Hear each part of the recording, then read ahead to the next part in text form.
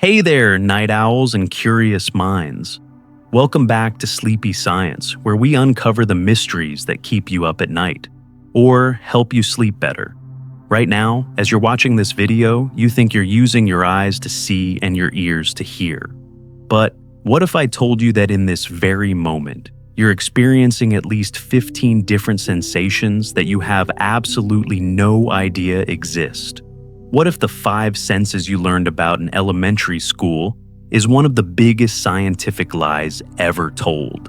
And what if understanding these hidden senses could completely change how you experience sleep, stress, and even your own body? Before we dive into this mind-bending journey, if you're ready to discover senses you never knew you had, hit that like button. And if you want to explore more fascinating science that changes how you see reality, subscribe and ring that notification bell. Trust me, by the end of this video, you'll never experience your own body the same way again. So, let's talk about Aristotle. Yeah, the ancient Greek philosopher with the beard and the big ideas. Around 350 BCE, this guy sat down and decided to categorize human experience. He looked at how humans interact with the world and concluded, we have exactly 5 senses: sight, hearing, taste, smell, and touch. 5. Not 4, not 6. 5. And for the next 2,300 years, we just believed him. We taught it in schools. We built entire philosophical frameworks around it. We even created expressions like, come to your senses, based on this idea. But here's the thing that should blow your mind. Aristotle had absolutely no understanding of neuroscience. Zero. He didn't even know what the brain was for. He actually thought the brain was a radiator designed to cool the blood, and that all thinking happened in the heart. Yeah, the heart.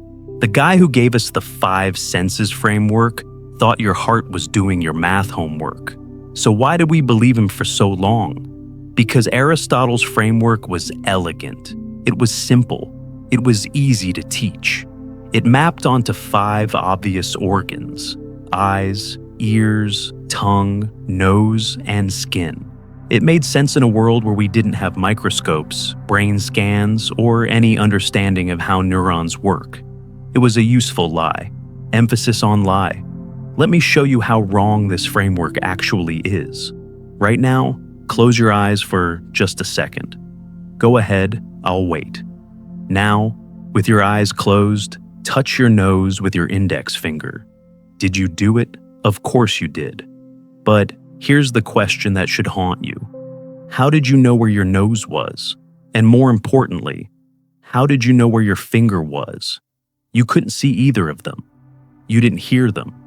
You didn't smell or taste your way to your nose. And touch only tells you when your finger makes contact, not where your finger is in space before that moment. So, what sense did you just use? It's called proprioception, and we'll dive deep into it in just a moment. But this simple experiment reveals the crack in Aristotle's framework.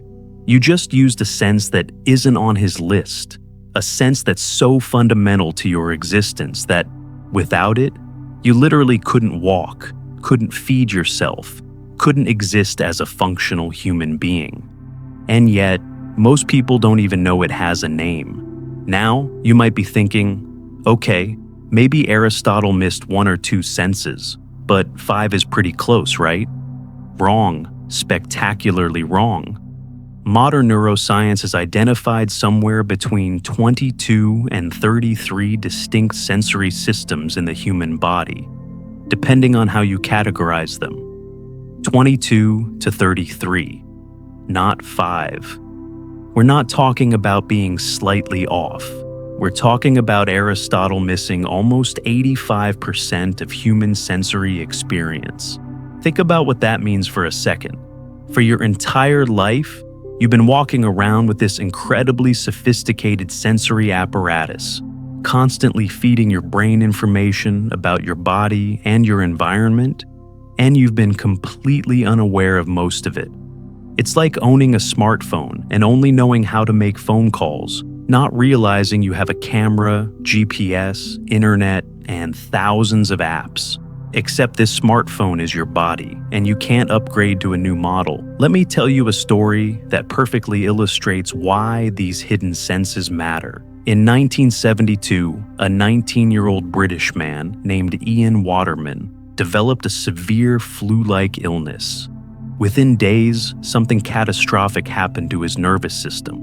When he woke up in the hospital, he discovered he couldn't feel his body below his neck. But here's what's strange. He could still feel pain, temperature, and touch. If you poked him with a pin, he'd feel it. If you put an ice cube on his arm, he'd feel the cold. But he had lost something else entirely, something doctors at the time struggled to even name. Ian had lost his sense of proprioception, and the result? He couldn't sit up. He couldn't stand. He couldn't hold a cup or feed himself. Not because his muscles didn't work, they worked fine. Not because he couldn't feel touch, he could. But because his brain had no idea where his limbs were in space anymore. Without visual feedback, his body became a stranger to him. Imagine trying to control a puppet in complete darkness, with no sense of where the strings are. That was Ian's reality. Now, Ian's story has a remarkable ending. He eventually taught himself to use vision to compensate for his lost proprioception, essentially manually controlling his body like a video game character. But most people in his condition never recover. And here's the kicker. You've been using proprioception every single second of your life without knowing it existed. When you walk, when you type, when you scratch your head, when you shift your weight in your chair right now, that's proprioception. It's the constant background hum of sensory information telling your brain where every part of your body is and what it's doing. So, if we missed proprioception, what else did we miss?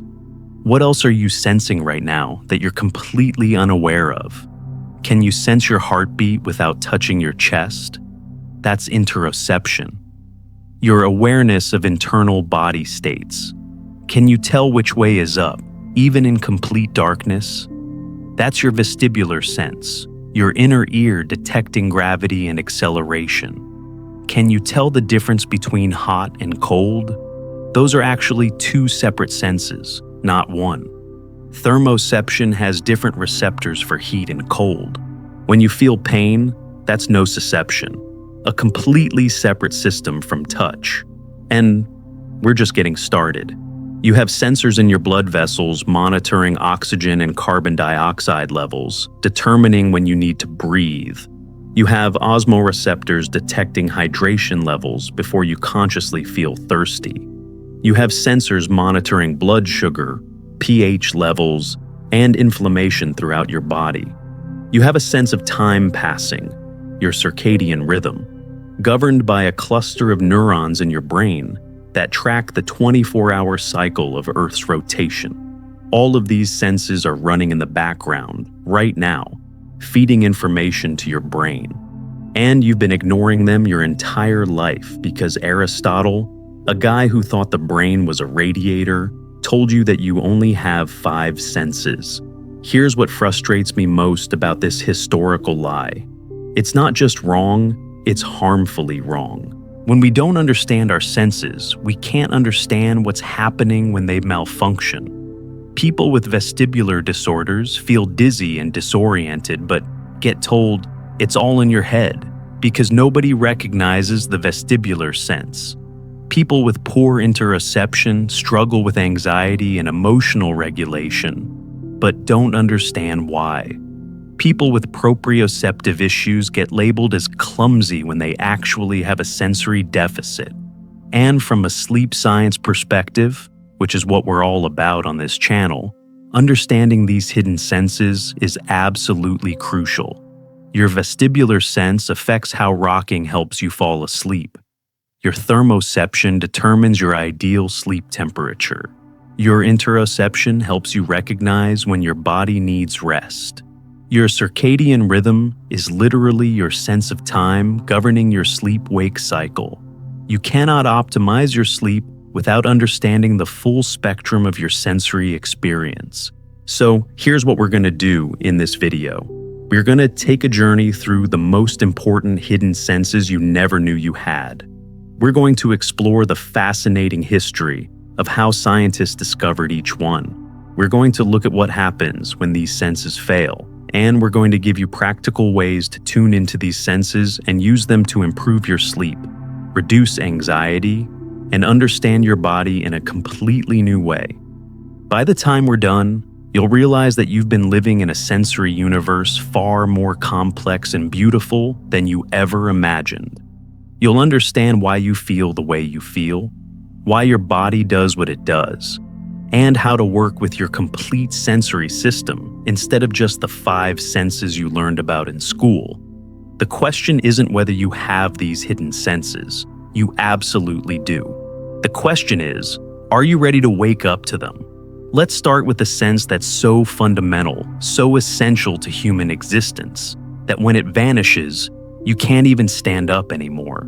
This sense is so invisible, so utterly taken for granted, that most people live their entire lives without knowing its name. Yet, right now, it's the only reason you're not collapsing into a heap on the floor. I'm talking about proprioception, your body's internal GPS system. And what makes this sense absolutely mind-blowing is that it's not coming from one organ like your eyes or ears. It's coming from thousands of microscopic sensors embedded in every muscle, tendon, and joint in your body, all firing simultaneously, creating a 3-dimensional map of where every single part of you exists in space at any given moment. Without it, you would be completely helpless. And I mean completely. Let me take you back to Victorian England, 1890s.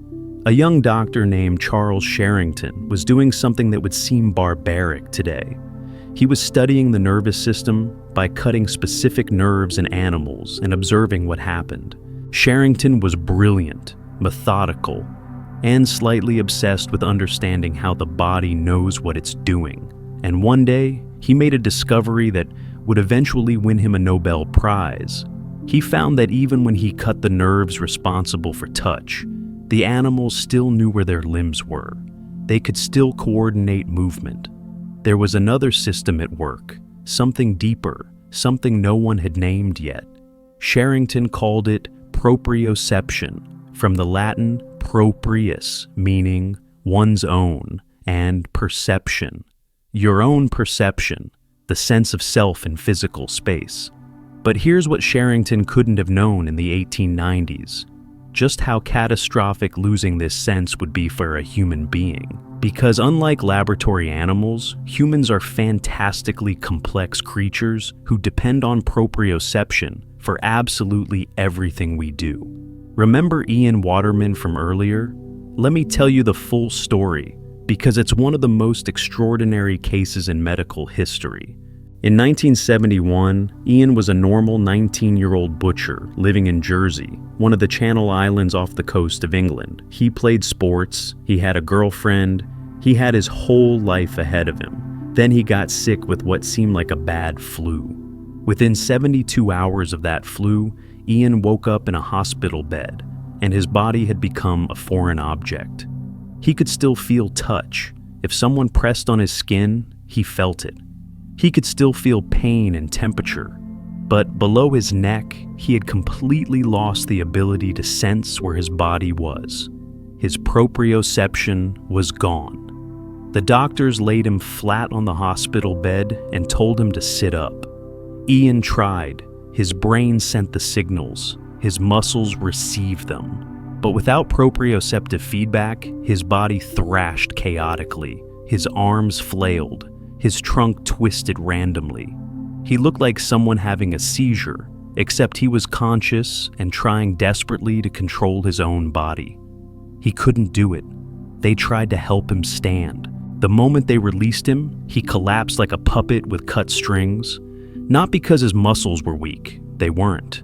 Not because he was paralyzed, he wasn't. But because standing requires thousands of micro adjustments per second. And every single one of those adjustments depends on proprioceptive feedback. Without knowing where your body is, you cannot control it. The doctors told Ian he would never walk again. He would need full-time care for the rest of his life. He was 19 years old, but Ian did something remarkable. He refused to accept that reality. Over the next year, through sheer force of will and thousands of hours of practice, he taught himself to use his eyes as a substitute for proprioception. He learned to visually track every movement his body made. When he walked, he watched his legs. When he picked up a cup, he watched his hand.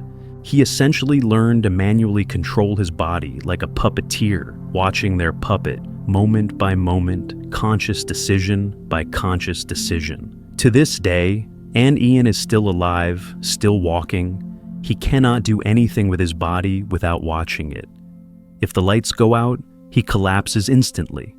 If he closes his eyes while standing, he falls. He cannot walk and talk at the same time because he needs his full cognitive attention to control his movements. And at night, Ian must sleep in a position that won't cause him to suffocate, because if he accidentally rolls over in his sleep, he won't feel it, and he could die. Think about that for a second. Every single night, Ian Waterman goes to sleep, knowing that his unconscious body might kill him because it can't sense itself anymore. Now, you might be thinking Ian's case is a 1 in a million tragedy, and you'd be right. But here's what should terrify you. Every single one of us depends on proprioception just as much as Ian did before he lost it. We just don't realize it because it works so flawlessly, so invisibly, that we never think about it. Let me prove it to you. Right now, without looking, wiggle your toes. Did you do it?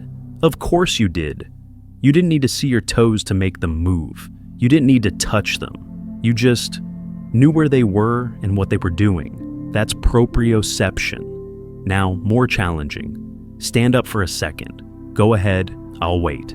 When you're standing, close your eyes and stand on one foot. If your proprioception is working normally, you can probably do this for at least a few seconds, maybe longer. But here's what's happening that you're not aware of. Your ankle is making hundreds of tiny adjustments per second. The proprioceptors in your ankle joint, in your calf muscles, in your foot, are all sending constant streams of information to your brain. Tilting left, correct. Tilting forward, correct. Muscle tension increasing, adjust. It's a continuous feedback loop happening so fast and so automatically that you're not even conscious of it. But the moment you add alcohol to this system, everything changes. And this is where we see proprioception's power in everyday life, not just in extreme medical cases. You've probably heard that police use field sobriety tests, like walking a straight line or touching your nose with your eyes closed, to check if someone is drunk. But have you ever wondered why alcohol makes these tasks so difficult? It's not because alcohol makes your muscles weak. It's not because it makes you dizzy, though that's a different sense we'll talk about later. It's because alcohol specifically disrupts proprioception. Alcohol interferes with the nerve signals traveling from your proprioceptors to your brain. Those sensors in your muscles, tendons, and joints are still firing, still trying to tell your brain where your body is, but the messages are getting scrambled. It's like trying to navigate using a GPS that's giving you directions with a 5-second delay and random errors. You can still walk, but you stagger. You overshoot when you reach for things. You sway when you try to stand still. This is why drunk people always think they're more coordinated than they actually are. Their brain is making decisions based on faulty proprioceptive data. They genuinely believe they can walk a straight line or drive a car because their conscious mind is intact. It's their proprioceptive sense that's compromised. And since most people don't even know proprioception exists, they don't realize what they've lost until they try to do something and fail spectacularly. But here's something even more fascinating. Proprioception isn't just about movement. It's deeply connected to your sense of body ownership, your feeling that your body is actually yours. In the 1990s, neuroscientists discovered something bizarre. They developed what's called the rubber hand illusion. Here's how it works. You sit at a table with one of your real hands hidden from view, and a rubber hand placed in front of you where you can see it. A researcher then simultaneously strokes both your real hidden hand and the rubber hand with a paintbrush. Within minutes, something extraordinary happens. Your brain starts to believe the rubber hand is your hand. If someone suddenly stabs the rubber hand with a needle, you flinch and feel distress, even though your real hand is perfectly safe. What's happening? Your brain is integrating visual information. I see a hand in the position where my hand should be. With tactile information, I feel stroking sensations. And with proprioceptive information, I sense a hand in that location. And it creates a sense of ownership. The illusion works because your proprioception is being tricked. This has huge implications. It means your sense of, "this is my body," isn't as solid as you think. It's a construct, constantly being rebuilt by your brain based on sensory input. And proprioception is a key ingredient. And this brings us to something that affects millions of people but hardly anyone talks about. What happens when proprioception is just slightly off, not completely gone like Ian's, but impaired enough to cause problems? Children with developmental coordination disorder, which affects about 5 to 6% of kids, have proprioceptive deficits. They're labeled as clumsy or awkward, but it's not their fault. Their proprioceptive system isn't giving them accurate feedback. They bump into things, they drop objects, they struggle with handwriting because they can't feel exactly how much pressure they're applying with the pencil. And because nobody teaches kids about proprioception, these children often grow up thinking they're just bad at sports or not coordinated, when actually they have a sensory processing issue that could be addressed with specific training. The same thing happens with aging. As we get older, proprioception naturally declines. The sensors in our joints become less sensitive, the nerve signals travel more slowly, and the brain's processing becomes less sharp. This is one of the main reasons elderly people fall more frequently. It's not just weak muscles or poor balance, it's degraded proprioception. Their body isn't telling them accurately where their limbs are, so they misstep. They don't notice when they're leaning too far, they reach for a railing and miss. But here's the good news. Proprioception can be trained. Athletes do this all the time without knowing they're doing it. When a gymnast practices on a balance beam, they're training their proprioceptive system. When a musician learns to play an instrument without looking at their hands, they're developing enhanced proprioception. When you practice yoga and hold challenging poses, you're strengthening the neural pathways between your proprioceptors and your brain. Let me give you a practical example. Stand up again. Now, close your eyes and try to stand on one foot for 30 seconds. Time yourself. Most people can do this for at least 10 to 15 seconds. Now, here's the challenge. Do this same exercise every single day for a month. I guarantee your proprioception will improve. You'll be able to hold it longer, you'll feel more stable, and that improvement will transfer to everything else you do. Your walking will be smoother, your posture will be better, and you'll be less likely to trip or stumble. And here's where this connects to sleep, which is really why we're all here. Your proprioception doesn't turn off when you sleep, but it does shift into a different mode.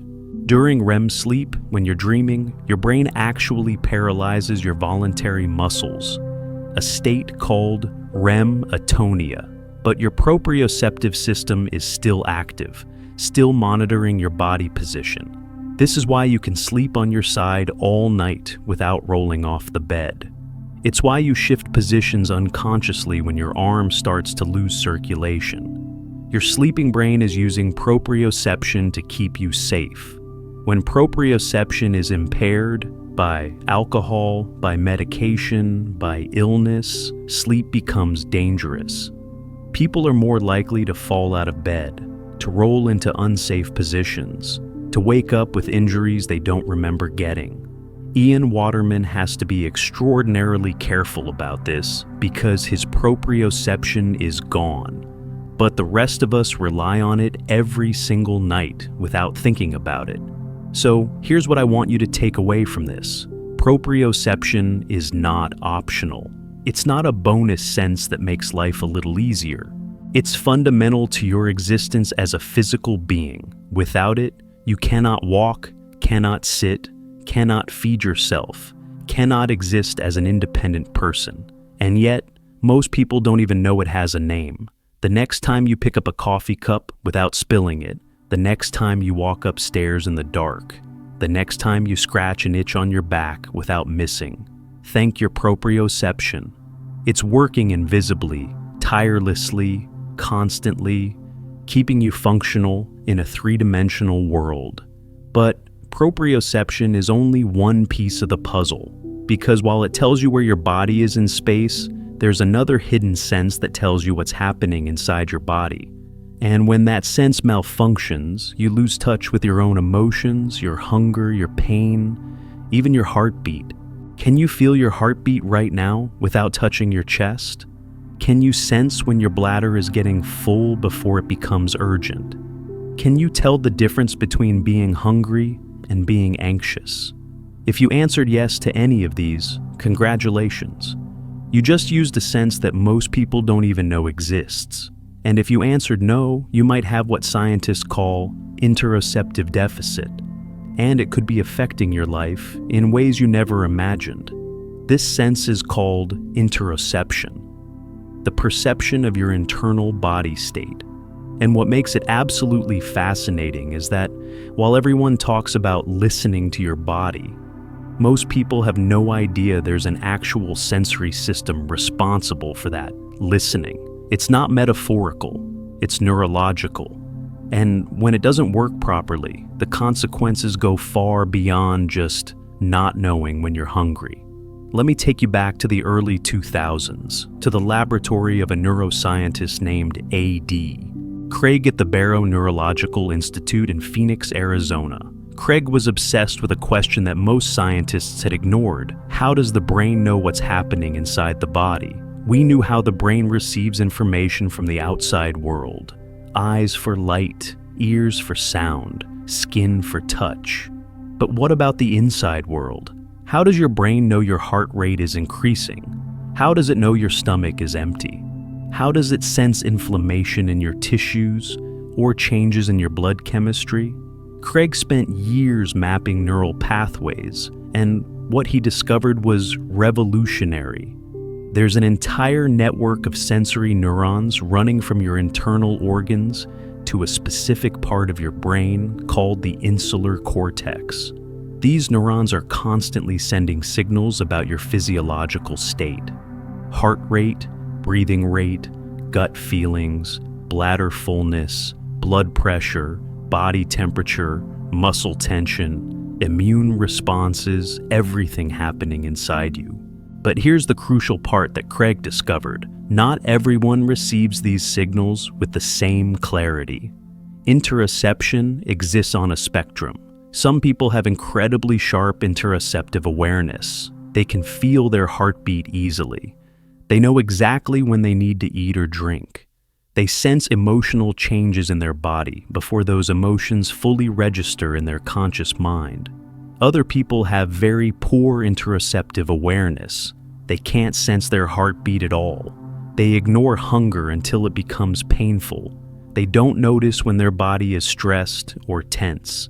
And this difference, Craig realized, has massive implications for mental health, physical health, and even your ability to understand your own emotions. Let me show you what I mean with a simple test. This is called the heartbeat tracking task, and it's one of the most reliable ways to measure interoceptive accuracy. You can try this right now if you want. Sit quietly for a moment. Don't touch your chest or your wrist. Don't check your pulse. Just close your eyes and try to count your heartbeats for 1 minute. Use a timer. Count silently in your head every time you feel your heartbeat.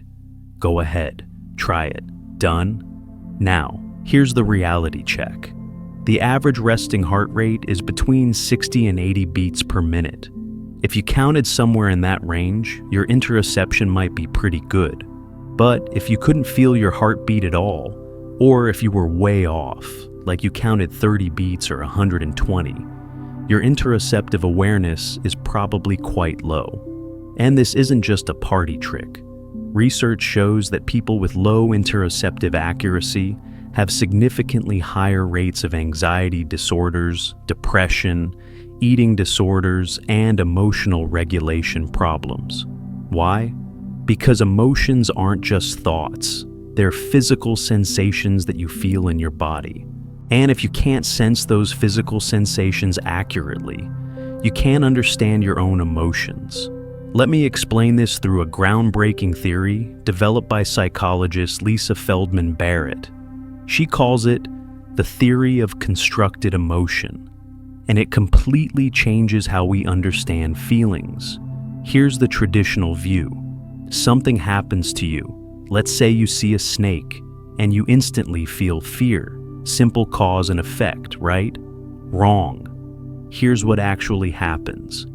You see the snake, and your body responds. Your heart rate increases, your breathing quickens, adrenaline floods your system, your muscles tense. These are interoceptive signals. Your brain receives these signals and asks, what do these bodily sensations mean in this context? And based on your past experiences, your brain constructs the emotion of fear. But what if your interoception is poor? What if your brain doesn't receive clear signals about your increased heart rate and rapid breathing? Then your emotional experience becomes confused, muddled, unclear.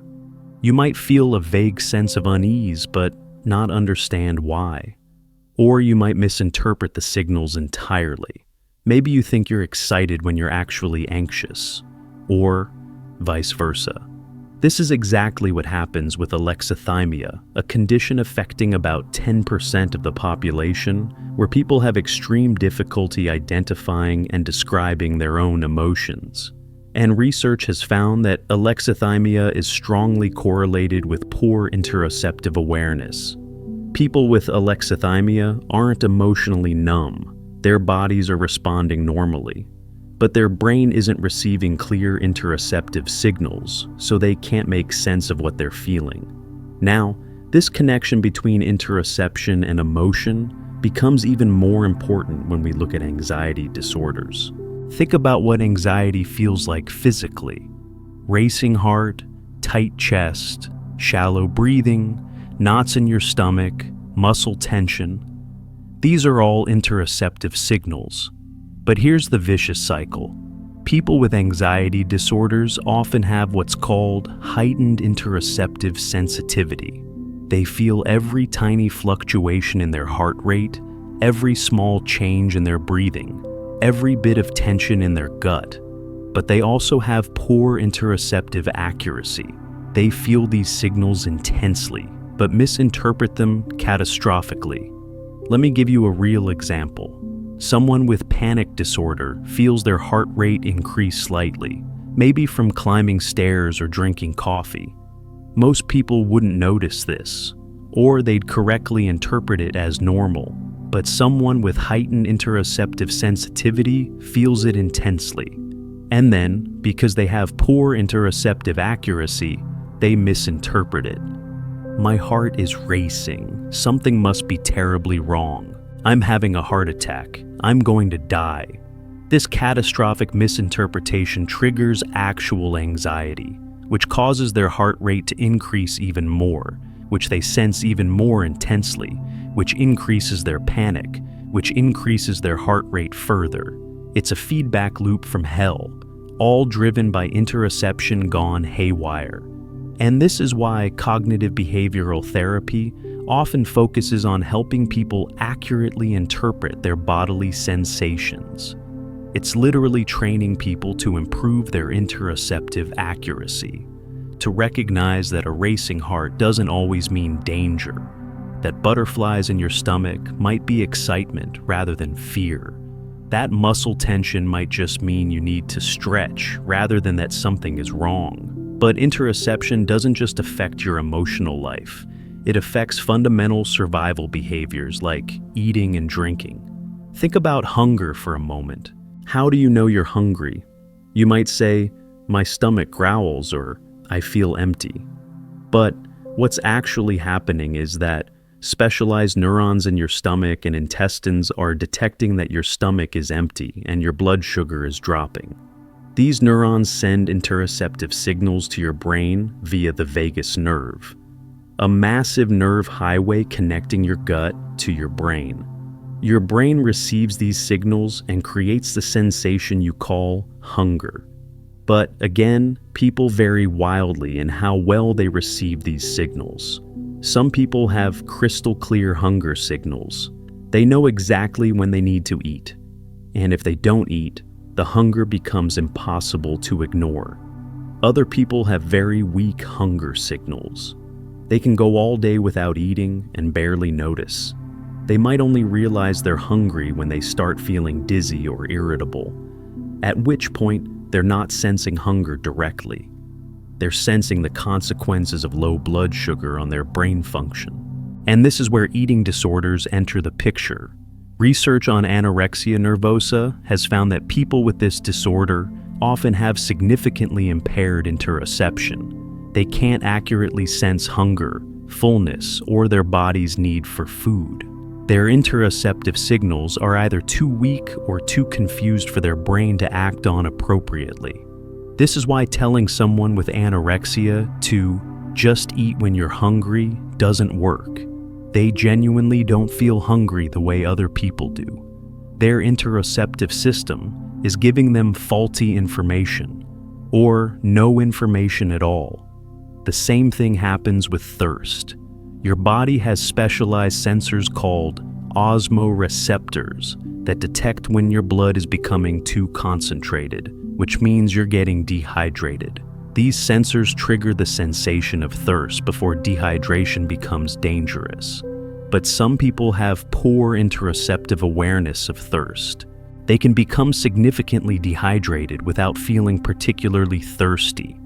This is especially common in elderly people, which is one reason why dehydration is such a serious problem in nursing homes. Now, let's talk about something that affects millions of people but is rarely connected to interoception: chronic pain. Pain is obviously a sensation, but chronic pain, pain that persists for months or years after an injury has healed, is often an interoceptive problem. Your body is sending danger signals even though there's no actual damage anymore. Your interoceptive system has become hypersensitive and is misinterpreting normal sensations as pain. This happens frequently with conditions like fibromyalgia, chronic back pain, and irritable bowel syndrome. Brain imaging studies show that people with these conditions have altered activity in the insular cortex, the same brain region that processes interoceptive signals. Their brains are amplifying and misinterpreting signals from their body, creating pain where there shouldn't be any. And this is why mindfulness meditation and body scan exercises can actually help with chronic pain. These practices are essentially interoceptive training. You're teaching your brain to observe bodily sensations without automatically interpreting them as dangerous or catastrophic. You're recalibrating your interoceptive system. Let me give you another practical example of interoception that affects everyone: the need to urinate. Your bladder has stretch receptors that detect when it's getting full. These send interoceptive signals to your brain. Most people start feeling a mild urge to urinate when their bladder is about 50% full, and the urge becomes urgent around 75% full. But people with poor interoceptive awareness might not notice anything until their bladder is 90% full and the urge is overwhelming. This is actually common in children who wet the bed. They're not being lazy or defiant. They genuinely don't receive clear interoceptive signals that their bladder is full until it's too late. On the flip side, people with overactive interoception might feel an urgent need to urinate when their bladder is only 25% full. They're receiving interoceptive signals too intensely and misinterpreting them as more urgent than they actually are. Now, here's where this gets really interesting from an evolutionary perspective. Why do humans vary so much in interoceptive ability? Shouldn't natural selection have given all of us the best possible interoception? Not necessarily, because there's actually a trade-off. People with very high interoceptive awareness are constantly bombarded with information about their internal state. They feel everything, every heartbeat, every digestion process, every minor body fluctuation. This can be overwhelming and distracting. It might make it harder to focus on external threats or tasks. People with lower interoceptive awareness can ignore their body and focus entirely on external challenges. They're not distracted by minor discomfort or bodily sensations. In certain survival situations, this might actually be advantageous. Think about it. If you're being chased by a predator, you don't want to be distracted by the fact that you're thirsty, or that your stomach is growling, or that you have a slight muscle ache. You want to be entirely focused on running. Lower interoceptive awareness in that moment would be helpful. But in modern life, where immediate physical threats are rare and self-care is crucial, poor interoceptive awareness becomes a serious problem. You ignore your body's warning signs until small problems become big problems. And this brings us to the autism connection, which is absolutely crucial for understanding interoception. Research over the past decade has revealed that many autistic people have significant interoceptive differences. Some have extremely heightened interoception. They feel overwhelming amounts of internal sensory information. Others have very poor interoception. They can't sense their body's signals at all. This explains so much about autism that was previously misunderstood. When an autistic child has a meltdown, it's often because they're experiencing interoceptive overload. Their internal sensations are so intense and confusing that they become completely overwhelmed. But because they can't always identify or communicate what they're feeling internally, it looks like they're overreacting to external stimuli. Similarly, many autistic people struggle with self-care. They forget to eat. They don't notice when they're exhausted. They push themselves to the point of burnout. This isn't because they don't care about their health. It's because their interoceptive signals are either too weak or too confusing for them to act on appropriately.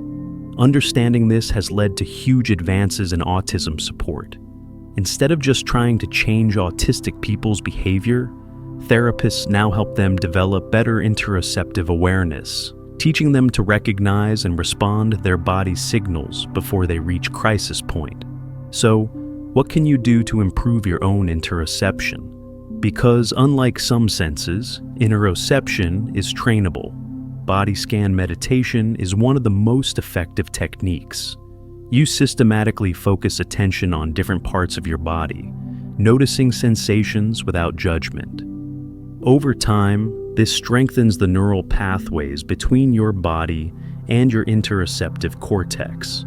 Yoga and Tai Chi are also excellent for interoceptive training because they require you to pay close attention to your internal state, your breathing, your balance, your muscle tension while moving. Even simple practices like pausing throughout the day to ask yourself, what am I feeling in my body right now, can improve interoceptive awareness over time. And from a sleep perspective, interoception is absolutely crucial.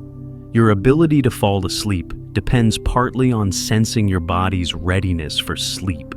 The heaviness in your limbs, the slowing of your thoughts, the decrease in your core body temperature. People with poor interoception often struggle with sleep because they can't recognize when their body is actually tired versus when they're just mentally fatigued. So, here's what I want you to remember. Interoception is not just about knowing when you're hungry or need to pee. It's fundamental to understanding your emotions, maintaining your physical health, and even knowing who you are. Because in a very real sense, you are your body. And if you can't sense your body accurately, you're living in a kind of fog, disconnected from your own experience. But interoception tells you what's happening inside your body. There's another sense that tells you something even more fundamental. Which way is up? And when that sense fails, the world literally starts spinning. Imagine waking up one morning and the entire room is spinning violently. The ceiling is where the floor should be. You try to stand and you immediately vomit and collapse. You crawl to the bathroom, but you can't tell which direction you're crawling. Up, down, left, right. They've all lost meaning. You close your eyes, but it gets worse because now you have no reference point at all. This is what happens when your vestibular sense fails, and it's far more common than you think. Right now, as you're sitting or standing watching this video, your inner ear is performing a miracle of physics. It's detecting the direction of gravity, measuring every acceleration and rotation of your head, and telling your brain exactly how your body is oriented in three-dimensional space. Without this sense, you would be completely helpless, and yet, most people have no idea it exists until it stops working. The vestibular sense is one of the oldest sensory systems in evolutionary history. Fish have it, birds have it, even jellyfish have a primitive version of it. Because if you're going to move through a three-dimensional environment, whether that's water, air, or land, you need to know which way is up. It's not optional. Let me take you back to 1861, to the laboratory of a French physician named Prosper Ménière. At the time, doctors believed that dizziness and vertigo were caused by problems in the brain. Maybe circulation issues, maybe some kind of cerebral disorder. But Ménière was seeing patients who experienced violent, debilitating attacks of spinning vertigo, often accompanied by hearing loss, tinnitus, and vomiting. And he noticed something crucial. When he performed autopsies on patients who had suffered from these symptoms, their brains looked completely normal, but their inner ears showed significant abnormalities. This was revolutionary. Ménière realized that the inner ear wasn't just for hearing. It was also responsible for balance and spatial orientation. He had discovered the vestibular system, and what a system it is. Inside each of your inner ears, you have 3 semicircular canals arranged at right angles to each other, essentially 3 loops forming an XYZ coordinate system. Each canal is filled with fluid called endolymph and contains tiny hair cells that detect movements of that fluid. When you turn your head left, the fluid in your horizontal semicircular canal sloshes to the right, bending the hair cells, which sends signals to your brain. We're rotating left. When you tilt your head forward, the fluid in your anterior canal moves, and your brain knows we're tilting forward. The 3 canals working together can detect rotation in any direction. But that's not all. You also have 2 structures called the utricle and saccule, which detect linear acceleration and gravity itself. These contain tiny crystals of calcium carbonate called otoliths, literally ear stones, sitting on top of hair cells. When you accelerate forward, the otoliths lag behind slightly, bending the hair cells, signaling, we're moving forward. When you're standing still, gravity pulls the otoliths downward, constantly telling your brain, this way is down. It's an elegant system. It's also terrifyingly fragile. Let me tell you about a condition called benign paroxysmal positional vertigo, or BPPV. It's the most common vestibular disorder, affecting millions of people every year. And it's caused by something absurdly simple. One of those tiny calcium carbonate crystals breaks loose from where it's supposed to be and floats into one of the semicircular canals. That's it. One microscopic crystal in the wrong place. But the consequences are catastrophic. When you move your head, that loose crystal moves through the fluid, creating abnormal signals. Your vestibular system is telling your brain, "We're spinning rapidly." But your eyes are telling your brain, "No, we're not. We're standing still." This sensory conflict creates the most intense, nauseating, terrifying sensation of spinning, even though you're not moving at all. People with BPPV often end up in the emergency room convinced they're having a stroke. They can't walk. They can't drive. Some can't even get out of bed without vomiting, all because one tiny crystal is in the wrong place. The good news? BPPV can be treated with a simple maneuver. Essentially, you move your head through a specific sequence of positions that uses gravity to guide the crystal back to where it belongs. It's called the Epley maneuver, and it's one of the most satisfying treatments in all of medicine. 15 minutes of head movements, and suddenly the world stops spinning. But BPPV is just one of many vestibular disorders. Meniere's disease, the one Prosper Meniere discovered, is far more complex. People with Meniere's experience episodic attacks of vertigo lasting hours, often accompanied by hearing loss that progressively gets worse. The cause is still debated, but it appears to involve abnormal fluid pressure in the inner ear. And here's what's particularly cruel about Meniere's. It's unpredictable. You might be fine for weeks or months, and then suddenly, without warning, the room starts spinning. You can't plan your life. You can't drive safely. Some people become essentially housebound because they're terrified of having an attack in public. The famous artist Vincent van Gogh is believed by many medical historians to have suffered from Meniere's disease. His letters describe attacks of dizziness and hearing problems, and some scholars think this is why he cut off his own ear. He was experiencing such severe auditory hallucinations and pain that he thought removing the ear might stop it. Now, let's talk about what happens when your vestibular system encounters an environment it didn't evolve for: space. When astronauts first go to space, something bizarre happens. Within hours of reaching orbit, about 70% of them experience what's called space adaptation syndrome. The symptoms? Intense dizziness, disorientation, nausea, vomiting. It's so common that NASA just expects it and plans for it. But what's causing it? It's not motion sickness in the traditional sense. The spacecraft isn't moving in a way that would normally cause nausea. The problem is that the astronaut's vestibular system has suddenly become useless. Remember those otoliths, those tiny crystals that detect gravity? In zero gravity, they're just floating. They're not being pulled in any direction.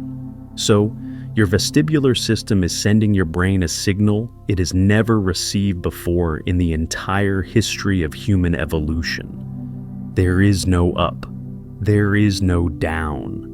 Direction has no meaning. Your brain doesn't know how to process this. For millions of years, gravity has been the one constant reference point for orientation. Take it away, and your sense of space collapses. What's fascinating is that astronauts adapt to this. After a few days, their brains learn to ignore the vestibular signals and rely more heavily on vision and other cues. They develop what's called space normal, a new way of orienting themselves in 3 dimensions without gravity. But then they have to come back to Earth. And when they do, they have to readapt to gravity all over again. Astronauts who have been in space for months have to relearn how to walk. They instinctively let go of objects expecting them to float, and the objects fall and break. They lose their balance constantly because their vestibular system has spent months learning to ignore gravity, and now gravity is back. This isn't just a space problem. This is direct evidence of how fundamental the vestibular sense is to your experience of reality. Without it functioning properly, your entire spatial framework collapses. Now, let's talk about something everyone has experienced: motion sickness. You're in a car, reading a book, and suddenly you feel nauseated. Or you're on a boat, and the world starts feeling wrong and you need to throw up. Why does this happen?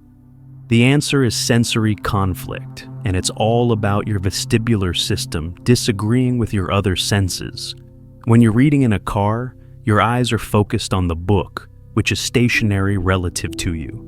Your visual system is saying, "We're not moving." But your vestibular system is detecting every acceleration, every turn, every bump in the road. It's saying, "We're definitely moving, and moving a lot." Your brain receives these conflicting signals and doesn't know what to do with them. And here's the evolutionary theory. Your brain interprets this sensory conflict as a sign that you've been poisoned. Why? Because some toxins and poisons cause neurological dysfunction that creates exactly this kind of sensory mismatch. So, your brain's solution is induce vomiting to get rid of the poison. That's why motion sickness makes you nauseated and vomit. Your brain thinks you're poisoned, even though you're not. It's a false alarm triggered by sensory conflict. This is also why looking at the horizon helps with seasickness. When you look at the distant, stable horizon, your visual system now matches your vestibular system. Both are saying, "We're moving." The conflict resolves and the nausea subsides. And this is exactly why virtual reality makes so many people sick. You put on a VR headset, and your visual system is telling you you're flying through space, falling off a cliff, racing in a car. But your vestibular system is saying, "No, we're standing still in a room." Massive sensory conflict. Result: VR sickness. The VR industry has spent billions of dollars trying to solve this problem. Some companies are even developing vibrating platforms that move in sync with the VR visuals to reduce the vestibular visual mismatch. But fundamentally, the problem is that we're trying to trick a sensory system that evolved over millions of years to keep us alive, and it's very, very good at detecting when something is wrong. Now, here's something most people don't realize. Your vestibular sense is intimately connected to your eye movements. There's a reflex called the vestibulo-ocular reflex, or VOR. That's one of the fastest reflexes in your entire body. Try this right now. Hold your thumb up in front of your face and stare at it. Now shake your head side to side quickly, while keeping your eyes focused on your thumb. Notice how your thumb stays perfectly clear, even though your head is moving rapidly. That's your VOR at work. Your vestibular system detects the rotation of your head and immediately sends signals to your eye muscles to rotate your eyes in the opposite direction at exactly the same speed. This keeps your visual focus stable even when your head is moving. Without this reflex, the world would blur every time you moved your head. You couldn't read signs while walking. You couldn't track moving objects. You'd be functionally visually impaired anytime you were in motion. People with vestibular damage often lose their VOR. When they turn their head, the world blurs. They have to stop moving to see clearly. Imagine trying to cross a busy street when you can't see clearly unless your head is perfectly still. It's terrifying.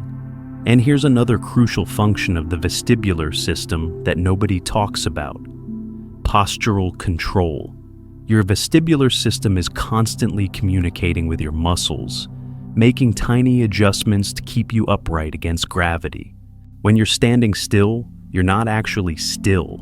You're swaying slightly, constantly, and your vestibular system is detecting that sway and sending corrective signals to your leg and core muscles. Swaying forward, tighten the calf muscles. Swaying backward, tighten the shin muscles. It's happening hundreds of times per minute, completely automatically. When your vestibular system is damaged, you lose this automatic postural control. You sway more, you're unstable, you fall more easily. This is particularly dangerous for elderly people, who often have age-related vestibular decline combined with other risk factors. Falls are the leading cause of injury and death in people over 65, and vestibular dysfunction is a major contributor. But we can train the vestibular system, just like we can train other senses. Balance exercises, standing on one foot, using balance boards, practicing Tai Chi, all of these strengthen the vestibular system and improve postural stability. The neural pathways can be reinforced, the reflexes can be sharpened. Athletes do this instinctively. Gymnasts, dancers, figure skaters, they all have exceptionally well-trained vestibular systems. They can spin rapidly, flip through the air, land precisely, all because their vestibular sense has been honed through thousands of hours of practice. And then there's the connection to sleep, which is why we're all here. Your vestibular sense plays a crucial role in sleep, especially in infants. Have you ever wondered why rocking a baby helps them fall asleep? It's directly stimulating their vestibular system. The gentle rhythmic motion activates vestibular receptors, which send calming signals to the brain. This is why babies sleep better in car seats, in swings, in rocking chairs. The vestibular input is soothing. Adults respond to this too, though less dramatically. The gentle rocking of a hammock or a boat can induce drowsiness. Some high-end mattresses now incorporate very subtle rocking motions specifically to trigger this vestibular calming effect. But here's something darker. Vestibular dysfunction can cause insomnia. If your vestibular system is giving you constant signals of instability or movement, your brain interprets this as danger. And you can't sleep when your brain thinks you're in danger.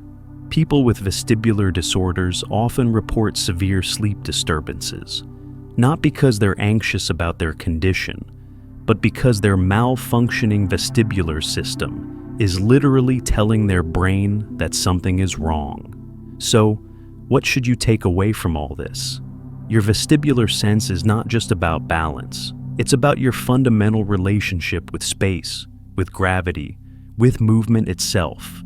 It's one of the oldest senses in evolutionary history because it solves a problem that every moving organism faces. Which way is up? When it works, you don't notice it. But when it fails, your entire world falls apart. You can't walk, can't read, can't function. And millions of people are living with vestibular disorders right now, often misdiagnosed, often told their symptoms are psychological, when actually they have a very real sensory problem. The next time you effortlessly walk across a room, the next time you turn your head without the world blurring, the next time you know instinctively which way is down, thank your vestibular system. It's performing feats of neurological engineering that we still don't fully understand. But your vestibular sense tells you about motion and gravity, external forces. What about the sensations that warn you about damage happening to your body right now? What about the sense that can save your life or make your life unbearable, depending on whether it's working correctly? There's a little girl named Ashlyn Blocker who was born in 2002, and by the time she was 5 years old, she had bitten off a third of her tongue, scratched her eyes until they bled, broken her ankle, and walked on it for days, and burned her hands on a hot stove multiple times. Not because she was neglected, not because she was unusually reckless, but because Ashlyn Blocker was born without the ability to feel pain. And contrary to what you might think, this isn't a superpower. It's a nightmare. Ashlyn has an extremely rare genetic condition called congenital insensitivity to pain, with anhydrosis, or PSYPA. The mutation affects her nociceptors, the specialized sensory neurons that detect tissue damage and generate the sensation we call pain. Without pain, Ashlyn's body has no warning system.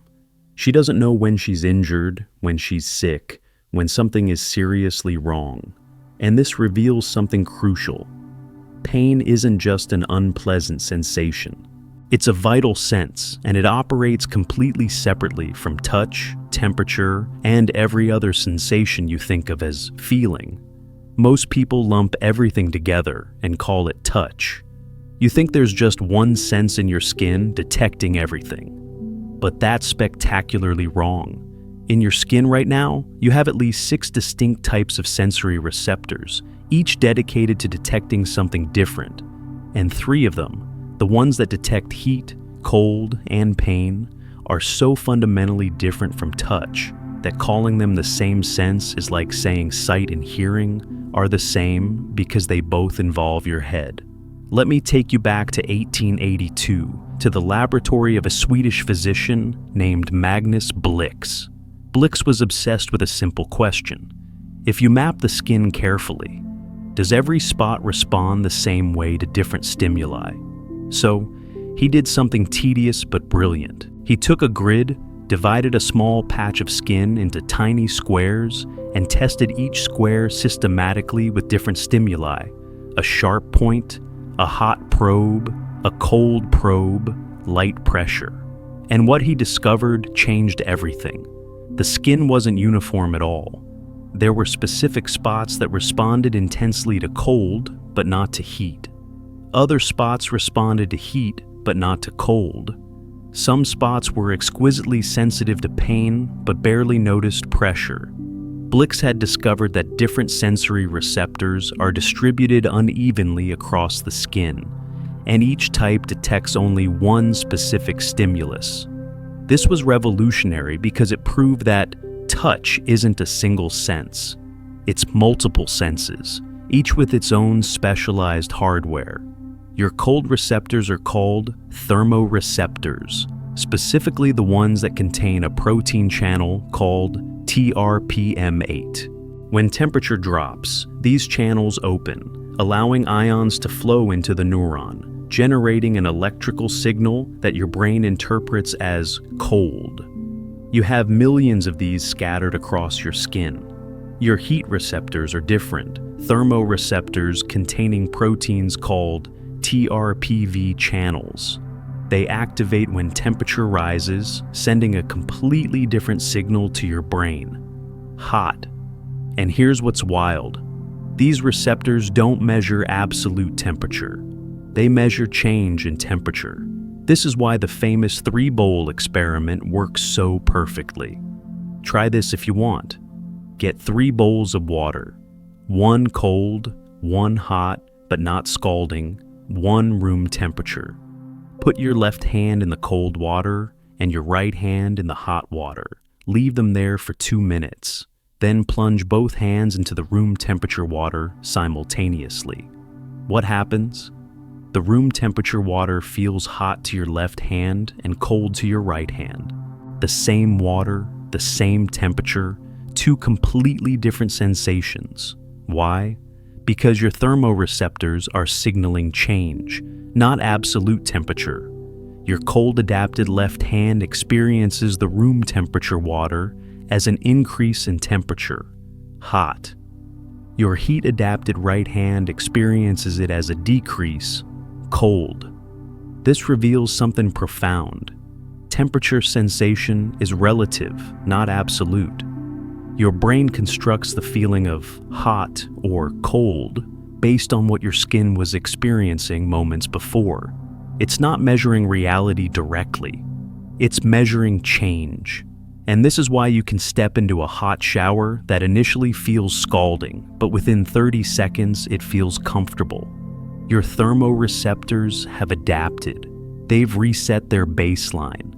This is also why going from a heated house into winter cold feels so brutal for the first few minutes, then becomes tolerable. Adaptation. But now, let's talk about pain, which is an entirely different system. Pain receptors, nociceptors, don't detect temperature or pressure directly.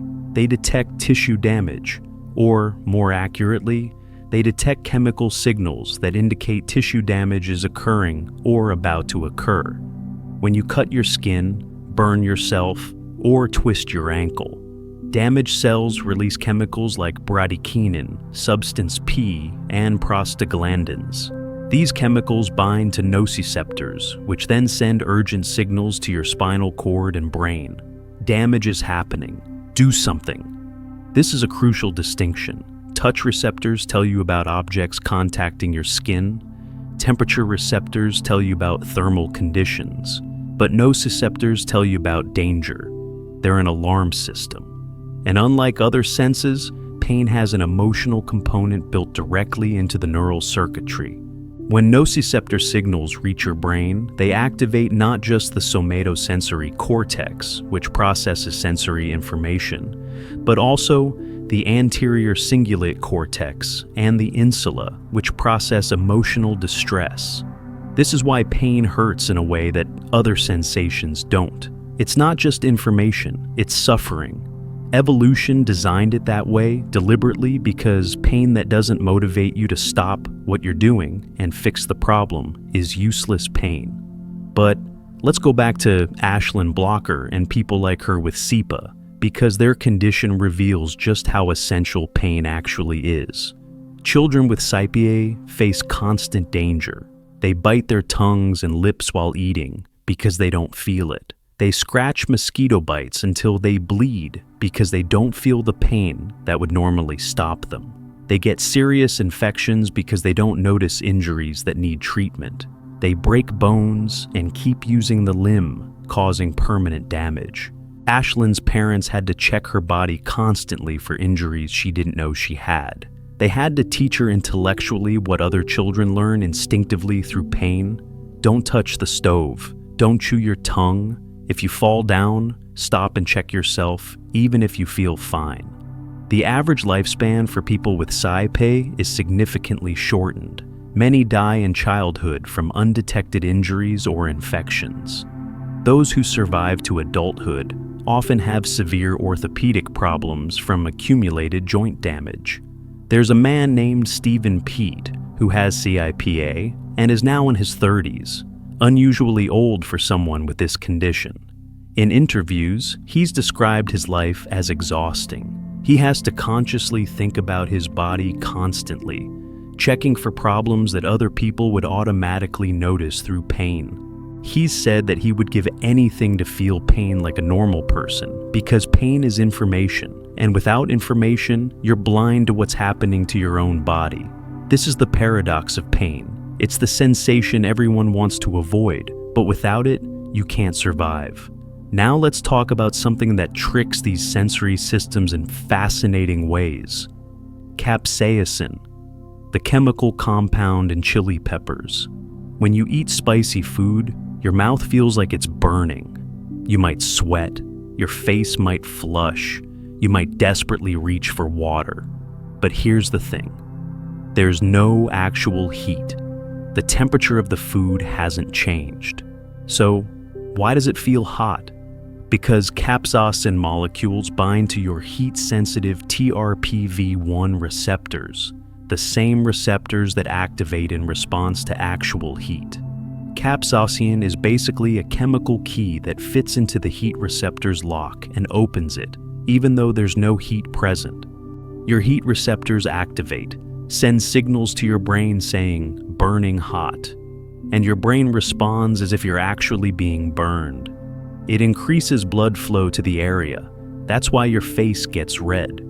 It triggers sweating to cool you down. It might even trigger the release of endorphins, your body's natural painkillers, to deal with the damage that isn't actually happening.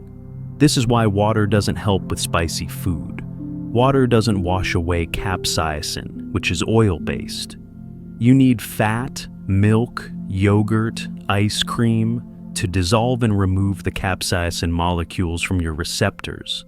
And this is why some people become addicted to spicy food. The endorphin release that your brain triggers in response to the false, burning signal creates a mild euphoric feeling. You're essentially tricking your body into producing its own opioids. Menthol does something similar, but opposite. Menthol binds to your cold receptors, the TRPM8 channels, and activates them even when there's no actual cold. This is why menthol gum or lotion feels cool even at room temperature. Your cold receptors are firing, your brain interprets this as cold, and you experience a cooling sensation that's completely illusory. These compounds reveal something important. Your sensory experience is constructed by your brain based on receptor activation. It's not a direct readout of reality. It's an interpretation, and that interpretation can be hacked. Now, let's talk about chronic pain, which is what happens when the nociceptive system malfunctions in the opposite way from CIPA. Acute pain, the pain you feel when you stub your toe or touch something hot, is useful pain. It's telling you about actual damage and motivating you to protect yourself. But chronic pain is pain that persists long after any injury has healed. It's pain without purpose. And it's one of the most common and debilitating conditions in modern medicine, affecting over 100 million Americans alone. The neuroscience of chronic pain is complex, but here's the core issue. Your nociceptive system has become hypersensitive. Nociceptors that should only respond to dangerous stimuli start responding to normal, harmless stimuli. Your nervous system essentially turns up the volume on pain signals, amplifying them to the point where even gentle touch can be agonizing. This happens through a process called central sensitization. After prolonged pain signaling, the neurons in your spinal cord and brain that process pain signals become more excitable. They require less input to fire, and they fire more intensely when they do. It's like the volume knob on pain got stuck at maximum. People with fibromyalgia, for instance, often have severe pain all over their body, but there's no tissue damage causing it. Their nociceptive system has become so sensitized that normal sensory input, the pressure of clothing, the touch of another person, even the movement of their own muscles, gets interpreted as pain. This is also what happens with neuropathic pain, which results from nerve damage.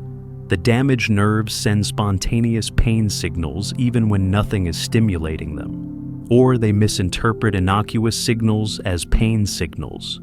People with neuropathic pain describe it as burning, stabbing, electric shocks, all from nerves that are misfiring.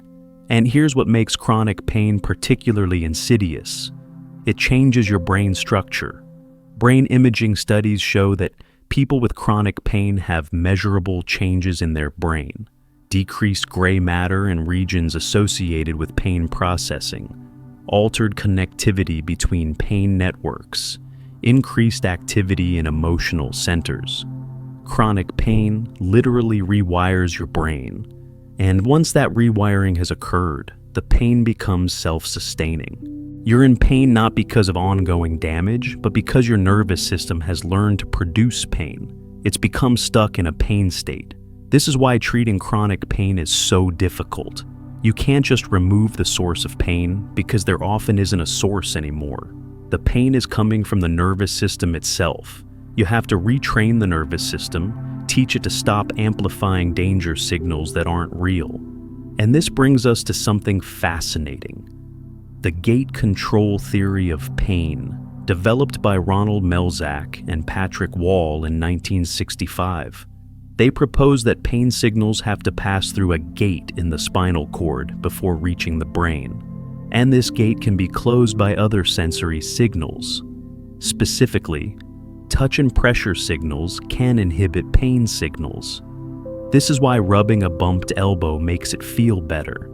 The touch signals from rubbing are competing with the pain signals, partially closing the gate and reducing the pain you feel. It's also why TENS units, devices that deliver mild electrical stimulation to the skin, can relieve pain. The electrical stimulation activates touch receptors, which helps close the pain gate. This theory revolutionized pain treatment because it showed that pain isn't just a simple alarm that rings when damage occurs. It's a complex signal that can be modulated, amplified, or suppressed by other factors. And psychological factors matter enormously. Your emotional state, your expectations, your attention, all of these influence how much pain you feel. This isn't mind over matter nonsense. This is actual neuroscience. The brain regions that process pain are intimately connected to regions that process emotion, attention, and meaning. This is why placebo effects are so powerful for pain. If you believe a treatment will reduce your pain, your brain literally releases endogenous opioids that reduce pain signaling. The belief itself triggers a biological response that changes your pain experience, and it works in reverse too. Nocebo effects, expecting pain to be worse, actually amplify pain. Studies show that if you tell people a stimulus will be very painful, they rate it as more painful than if you tell them it will be mild, even when the stimulus is identical. This is why catastrophizing, thinking about pain as unbearable and uncontrollable, makes chronic pain worse. It's not that the person is weak or imagining their pain.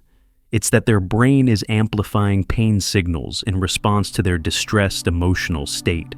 Now, let's talk about something that's become a massive trend: cold exposure therapy, cryotherapy, ice baths. Claims about benefits range from reduced inflammation to improved mood to enhanced athletic recovery. What's actually happening from a sensory perspective? When you immerse yourself in very cold water, your cold receptors activate intensely. This triggers a stress response. Your body releases norepinephrine, cortisol, and other stress hormones. Your blood vessels constrict to preserve core body temperature. Your heart rate increases. Some of the claimed benefits have scientific support. The vasoconstriction followed by rewarming may help flush metabolic waste from tissues. The hormonal response may improve mood and alertness. The activation of brown adipose tissue, fat that generates heat, may have metabolic benefits. But many claims are exaggerated. Cold exposure isn't a miracle cure, and it carries real risks. People with cardiovascular issues can experience dangerous increases in blood pressure. Prolonged cold exposure can cause nerve damage through overactivation of cold receptors. And the psychological benefits are often due to the challenge and accomplishment of withstanding discomfort, not something magic about cold itself. What's undeniable is that temperature manipulation can affect your physiology. And from a sleep perspective, this matters enormously. Your core body temperature naturally drops when you're preparing for sleep. This temperature decline is actually one of the signals that tells your brain it's time to sleep. This is why hot baths before bed can help you sleep. Not because the heat relaxes you, but because the temperature drop after you get out of the bath mimics the natural temperature decline that precedes sleep. And this is why your bedroom temperature matters so much. The ideal sleep temperature is around 65 to 68 degrees Fahrenheit. Too warm, and your body can't achieve the temperature drop it needs for deep sleep. Too cold, and your thermoreceptors keep signaling discomfort that disrupts sleep. People with thermoregulation problems, whether from medical conditions, medications, or age-related changes, often have severe sleep disturbances. If your thermoreceptors aren't signaling appropriately, or if your body can't respond appropriately to those signals, your sleep architecture falls apart. So, here's what you need to understand. Hot, cold, and pain aren't three aspects of one sense called touch. They're three completely different senses with different receptors, different neural pathways, and different functions. Hot and cold tell you about your thermal environment so you can regulate your body temperature and avoid thermal damage. Pain tells you about tissue damage so you can protect yourself and seek treatment. When these senses work correctly, you barely notice them. But when they malfunction, whether through genetic conditions like SIPA, through chronic sensitization, through nerve damage, they can make life unbearable or impossible. The next time you pull your hand away from something hot, the next time you shiver and put on a jacket, the next time you feel pain that stops you from doing something harmful, recognize that you're experiencing sophisticated sensory systems that have been refined over millions of years to keep you alive. But all of these senses we've discussed so far tell you about the external world or about your body's current state. There's a whole other category of hidden senses that monitor your body's chemistry, the oxygen in your blood, the glucose in your cells, the pH of your tissues. These chemical detectors are working right now, and if they stopped, you'd be dead in minutes. Right now, without you thinking about it, there are specialized sensors in your neck monitoring the chemistry of your blood with every single heartbeat. They're measuring oxygen levels, carbon dioxide levels, pH balance, and if any of these measurements drift outside of very narrow parameters, these sensors will trigger responses that could mean the difference between life and death. And you have absolutely no conscious awareness that any of this is happening. In fact, if these sensors stopped working right now, you'd be unconscious within minutes and dead within hours. These are your body's internal chemosensors, and they're some of the most crucial sensory systems you never knew existed. They're not detecting light, sound, or touch. They're detecting molecules, chemical signatures floating in your bloodstream. And they're making decisions about your survival before your conscious mind even knows there's a problem. Let me take you back to the 1920s to a Belgian physiologist named Cornel Heymans, who was trying to solve a puzzle that had confounded scientists for decades. How does the body know when to breathe? This might sound like a stupid question. Of course you breathe. You do it automatically. But Heymans wanted to know the mechanism. What actually triggers each breath? You can hold your breath for a while, but eventually something forces you to breathe. What is that something? And where is it detecting the need to breathe? Heymans conducted a series of ingenious experiments involving dogs and cross-circulation of blood between their vascular systems. What he discovered was revolutionary. He found specialized structures in the carotid arteries, the major blood vessels in your neck, that were directly sensing the chemical composition of blood. These structures, called carotid bodies, contain chemoreceptor cells that are exquisitely sensitive to oxygen, carbon dioxide, and pH levels.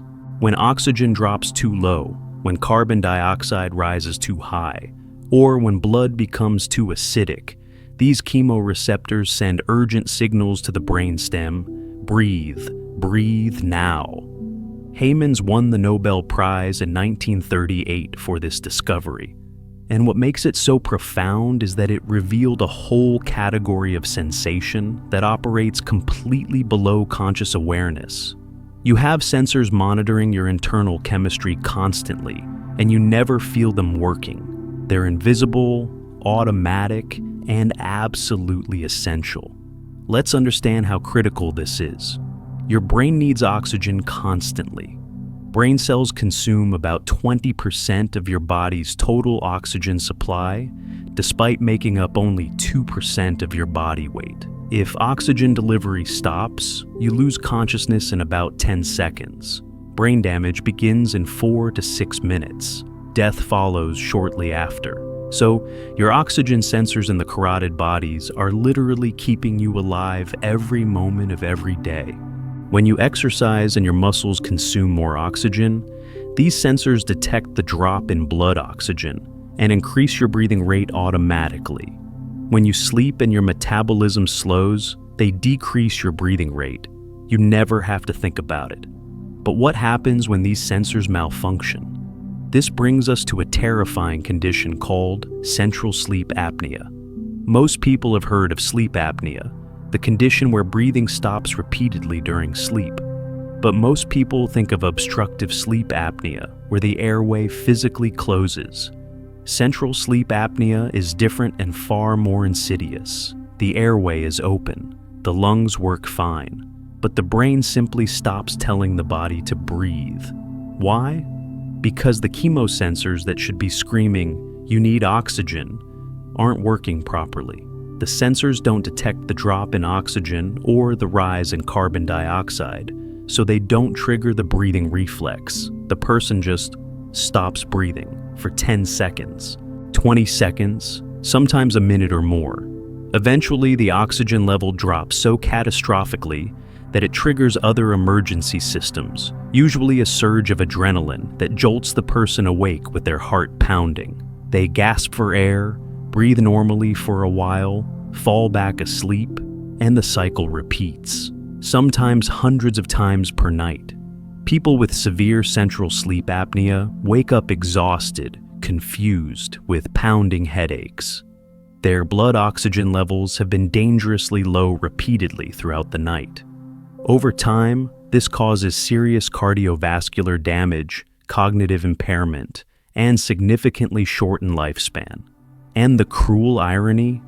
Most people with central sleep apnea don't even know they have it because they're unconscious when it happens. Their chemosensors are failing, and they have no way to consciously detect this failure. There's also a genetic condition called congenital central hypoventilation syndrome, or CCHS, sometimes called Ondine's curse, after a mythological water nymph who cursed her unfaithful lover to stop breathing if he ever fell asleep. Babies born with CCHS have defective chemosensors. They don't respond normally to rising carbon dioxide levels. If they fall asleep without mechanical ventilation support, they can simply stop breathing and die. Children with CCHS often require ventilator support for their entire lives. They literally cannot trust their body to breathe automatically during sleep. Their chemosensory system, a sense most people don't even know exists, has failed, and the consequence is that sleep becomes potentially fatal. Now let's talk about carbon dioxide sensing, which is actually more important than oxygen sensing for triggering breathing. Most people think we breathe because we need oxygen. That's partially true. But the primary driver of breathing is not low oxygen, it's high carbon dioxide. Your chemosensors are far more sensitive to CO2 levels than to oxygen levels. Here's why. When your cells metabolize glucose for energy, they produce carbon dioxide as a waste product. This CO2 dissolves in your blood and forms carbonic acid, which lowers blood pH, makes your blood more acidic. Your chemosensors detect this pH change and trigger breathing to expel the excess CO2. This is why you can't hold your breath until you pass out from oxygen deprivation. You can try right now if you want. Hold your breath as long as you can. Go ahead. What happened? At some point, you felt an overwhelming urge to breathe, right? That wasn't lack of oxygen. You still had plenty of oxygen left. That was rising carbon dioxide triggering your chemosensors, creating an irresistible drive to breathe. The feeling you get when you hold your breath, that desperate, suffocating sensation, that's not oxygen deprivation. That's CO2 accumulation being detected by your chemosensors and creating an emergency response. Expel this carbon dioxide now. This is also why hyperventilation makes you dizzy. When you breathe rapidly and deeply, you blow off too much CO2. Your blood becomes too alkaline, too basic, the opposite of acidic. Your chemosensors detect this, and your brain reduces breathing drive. Meanwhile, the alkaline blood causes blood vessels in your brain to constrict, reducing blood flow. Result: dizziness, tingling, sometimes even fainting. Free divers exploit this system. Before a deep dive, they hyperventilate deliberately to lower their CO2 levels. This suppresses the urge to breathe that would normally force them to surface. They can stay underwater longer because their chemosensors aren't screaming at them to breathe yet. But this is also extremely dangerous because while they've suppressed the CO2 warning signal, they haven't increased their oxygen supply much. They can run out of oxygen and pass out underwater before they ever feel the urge to breathe. This is called shallow water blackout, and it kills experienced free divers every year. Their chemosensors are giving them false information. You're fine. No need to breathe yet, when actually they're seconds from unconsciousness. Now, let's talk about another crucial chemosensor system: glucose sensing. Your body needs to maintain blood glucose levels within a very tight range. Too low, and your brain doesn't have enough fuel. You become confused, dizzy, and eventually unconscious. Too high, and you damage blood vessels, nerves, kidneys, eyes. You have specialized glucose-sensing neurons scattered throughout your body, in your hypothalamus, in your liver, in your intestines, even in your carotid bodies. These neurons can detect glucose concentration directly and trigger appropriate responses. When blood glucose drops, glucose-sensing neurons in your hypothalamus trigger hunger, increase cortisol, and glucagon release to mobilize stored glucose and make you feel increasingly desperate for food. This is why, when you haven't eaten in a while, you start feeling shaky, irritable, unable to concentrate. Your glucose chemosensors are detecting low fuel and creating symptoms that force you to eat. But here's what's fascinating. People vary enormously in glucose sensing accuracy, just like they vary in interoception generally. Some people have very precise glucose sensing. They know exactly when they need to eat, and if they don't eat, they feel terrible. Other people have poor glucose sensing. They can skip meals without noticing. Their glucose drops to levels that should trigger strong hunger signals, but they barely feel anything. This becomes a serious problem in diabetes. One of the complications of long-term diabetes is called hypoglycemia unawareness.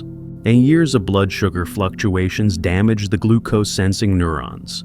Diabetic people with this condition can have dangerously low blood sugar, low enough to cause seizures or coma, without feeling the warning signs that should tell them to consume glucose immediately.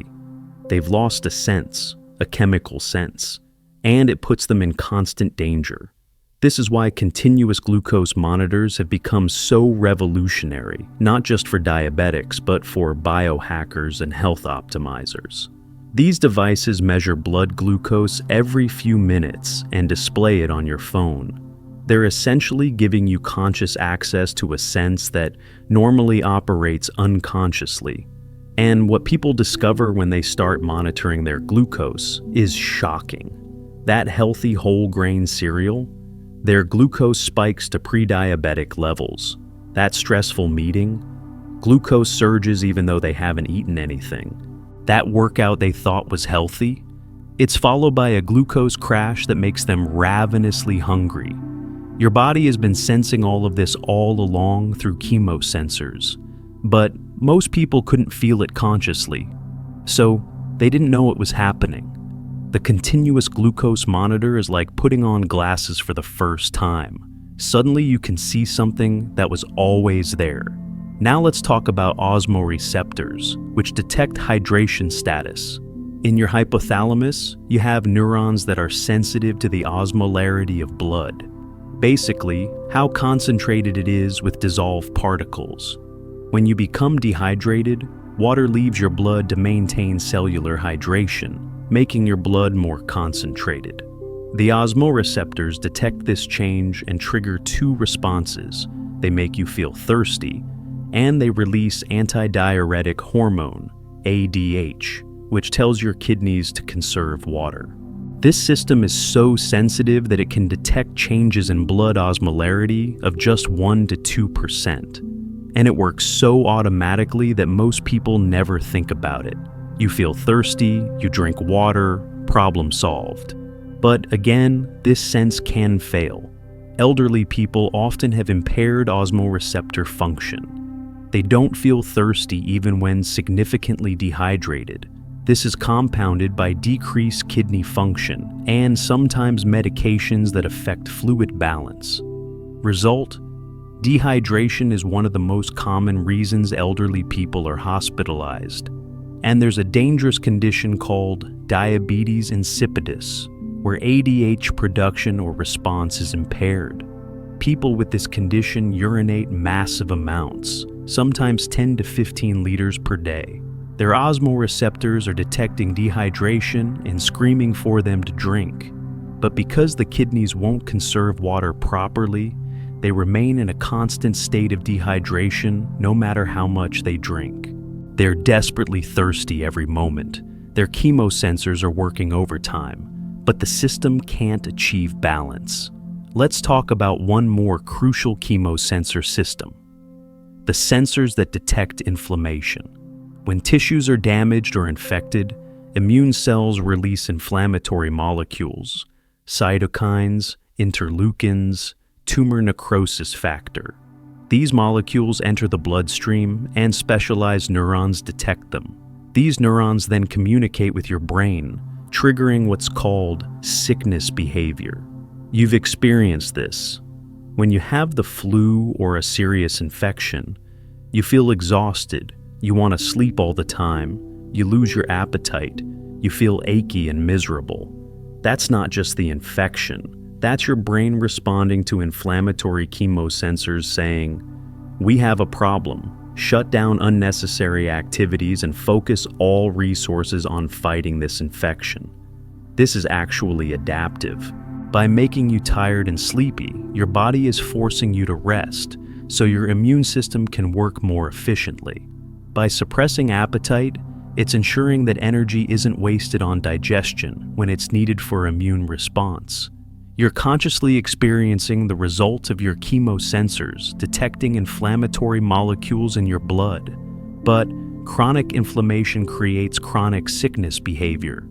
People with autoimmune diseases, chronic infections, or persistent inflammatory conditions often experience constant fatigue, depression, cognitive fog, not because of the disease itself, but because their inflammatory chemosensors are constantly signaling to the brain that there's a crisis.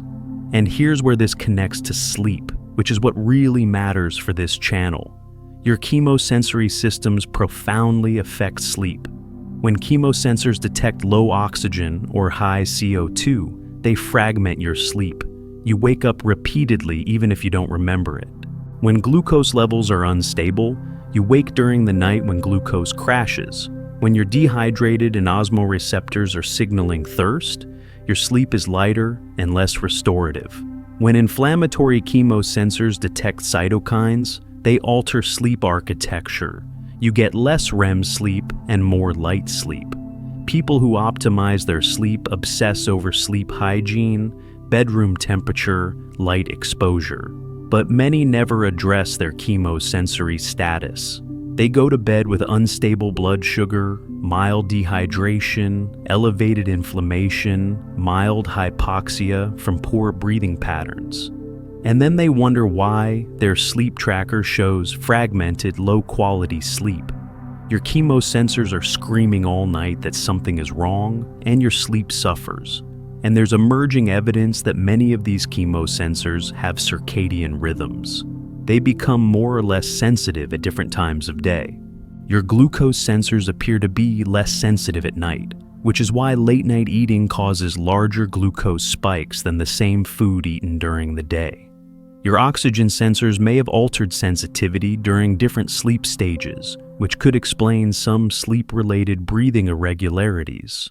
We're still figuring this out. But what's clear is that these hidden chemical senses are operating 24/7, and they profoundly affect your waking state and your sleep state. So what's the takeaway? You have an entire network of chemosensors constantly monitoring your blood chemistry, detecting molecules, triggering responses: oxygen, carbon dioxide, glucose, osmolarity, pH, inflammatory markers, all being sensed continuously without your conscious awareness. When these senses work properly, you don't notice them. But when they fail, the consequences range from uncomfortable to fatal. You can't breathe properly, you can't regulate blood sugar, you can't maintain hydration, you can't fight infections effectively, you can't sleep well. These aren't metaphorical senses. They're actual sensory neurons with receptors and neural pathways, just as real as your eyes and ears. They just happen to be pointing inward instead of outward, monitoring your internal chemistry instead of the external world. And unlike your external senses, which you can close or ignore, these internal chemosensors never rest. They're working right now, this very second, keeping your biochemistry in balance so you can keep existing. But chemosensors tell you about your body's chemistry in the present moment. There's another hidden sense that tracks something even more fundamental and mysterious. A sense so universal that every living organism on Earth possesses some version of it, yet so subtle that most people deny it exists at all. Close your eyes for what you think is exactly 10 seconds. Don't count, just feel it. When you think 10 seconds have passed, open your eyes and check. How close were you? Most people are off by several seconds, some by as much as 50%. But here's the disturbing question. How did you estimate time at all? You don't have a clock in your brain. You can't see time, hear it, touch it, taste it, or smell it. And yet, you just sensed its passage. You used a sense that almost no one recognizes as a sense. And when this sense malfunctions, your entire reality becomes untethered. Time perception is perhaps the strangest sense we possess because it doesn't point to anything physical. It doesn't detect photons like vision or molecules like smell. It detects something far more abstract: duration, sequence, the flow of moments. And neuroscience is only beginning to understand how your brain creates the sensation of time passing. What we've discovered is both fascinating and deeply unsettling because it reveals that time, as you experience it, is a construction, an illusion, a sense that can be manipulated, distorted, and completely destroyed. Let me take you back to 1972, to the laboratory of Michel Siffre, a French scientist who conducted one of the most extreme experiments in chronobiology ever attempted. Siffre wanted to understand how humans perceive time without any external cues, so he did something radical. He lived alone in a cave for 6 months with no clocks, no sunlight, no way to tell what time it was in the outside world. For the first few weeks, Siffre maintained a relatively normal sleep-wake cycle, but gradually, something strange began to happen. His internal sense of time started drifting. Days felt shorter. He would estimate that an hour had passed when actually 3 hours had elapsed. His sleep-wake cycle stretched from 24 hours to sometimes 30 or even 40 hours. He would be awake for 20 hours and sleep for 14, thinking he'd only been awake for 12 and slept for 8. When Siffre finally emerged from the cave, after what he calculated was 79 days, he discovered that 179 days had actually passed. He had lost 100 days. His time sense had collapsed without external anchors. This experiment revealed something profound. Your sense of time isn't measuring anything absolute. It's constructing a subjective experience based on neural activity patterns. And when you remove external reference points, that construction becomes wildly inaccurate. But you don't need to live in a cave to experience time distortion. You experience it constantly, and you probably don't even notice. Think about the last time you were in a life-threatening situation, a car accident, a fall, a moment of genuine danger. Time seemed to slow down, right? People universally report this. The moment before impact seems to stretch out. You notice details you normally wouldn't. Everything happens in slow motion. For years, scientists debated whether time actually slows down in these moments, whether your brain somehow processes information faster during emergencies. In 2007, a neuroscientist named David Eagleman decided to test this directly with one of the most creative experiments I've ever heard of. Eagleman took volunteers to a place called SCAD diving, where you free fall backward from 150 feet into a net. It's terrifying enough to trigger the time dilation effect that people report in near-death experiences. But here's the clever part. Eagleman gave each volunteer a special wristwatch-like device that flashed numbers at a rate just slightly too fast to read under normal conditions. The logic was simple. If your brain really does speed up during a fall, processing information faster, then you should be able to read numbers that normally flash too quickly to perceive. Your accelerated brain should catch them. What happened? The volunteers all reported that the fall felt like it took much longer than it actually did. Time dilated exactly as expected, but none of them could read the numbers on the device. Their brains weren't processing faster at all. So, what was happening? Eagleman's conclusion: your brain doesn't slow down time as it's happening. It creates a false memory of slowed time after the event. During the fall, your amygdala, the brain's fear center, becomes hyperactive and lays down extremely dense memories. Normally, your brain only records memories at a certain sampling rate, capturing the highlights. But during intense fear, it records everything, every tiny detail, every millisecond. Later, when you recall the event, your brain has far more memories of those few seconds than it normally would, and your brain interprets this dense memory as meaning the event must have lasted longer. It's a retrospective illusion. Time didn't actually slow down. Your memory of time was distorted by fear.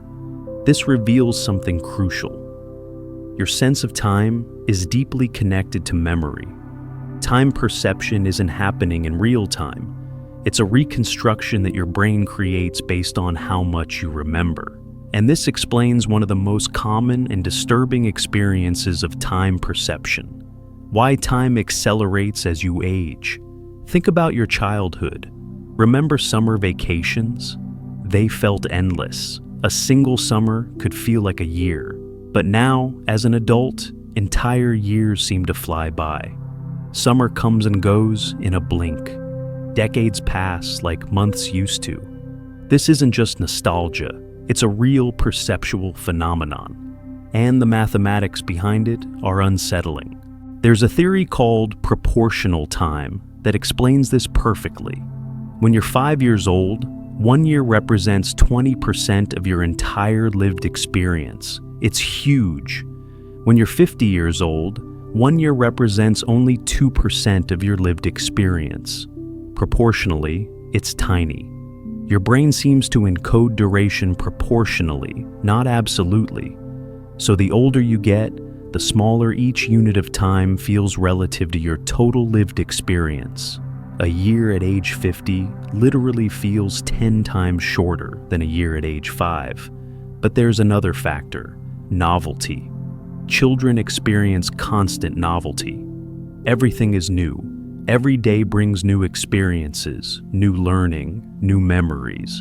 And novelty slows down subjective time because your brain has to pay attention, has to encode all these new experiences into memory.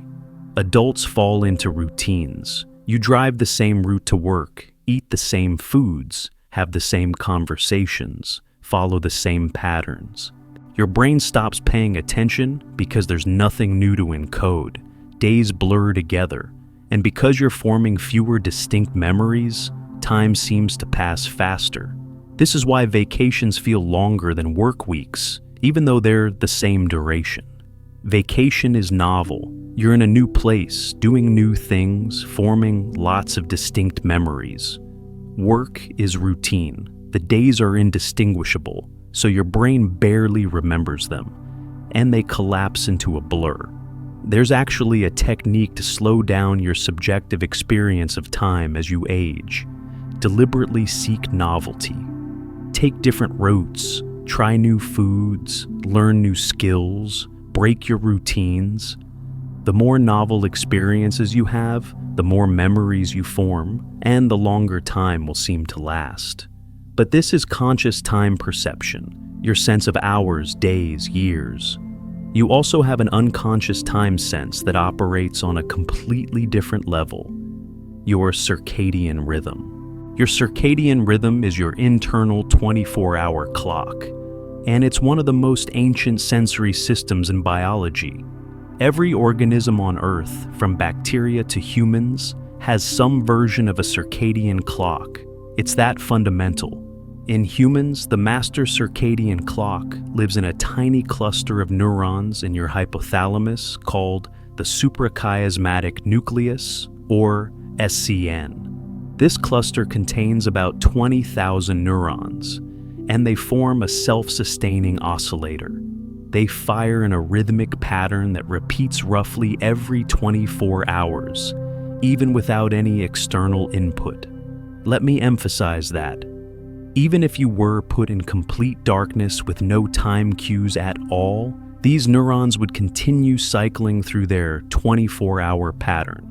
You have an internal sense of time built into your brain at the cellular level. But here's what's fascinating. The SCN's natural rhythm isn't exactly 24 hours. For most people, it's slightly longer, about 24 hours and 15 minutes. This is why, when people are isolated from time cues, their sleep-wake cycle gradually drifts later and later. Michel Siffre experienced this in his cave experiment. So, how do you stay synchronized with Earth's 24-hour day? Through a process called entrainment.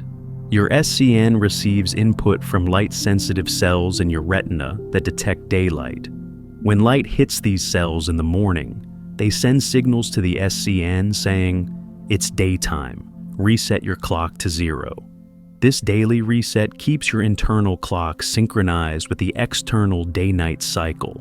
But when you disrupt this system through jet lag, shift work, or just staring at bright screens late at night, your time sense becomes desynchronized, and the consequences are severe. Jet lag is literally your time sense being wrong. Your SCN thinks it's 3 a.m., but the external world says it's noon. Your body is preparing for sleep, but you're supposed to be awake. Every system in your body that depends on circadian timing, and that's almost everything, hormone release, body temperature, metabolism, immune function, is out of sync. It takes about 1 day per time zone crossed for your circadian rhythm to resynchronize. And during that time, you feel awful.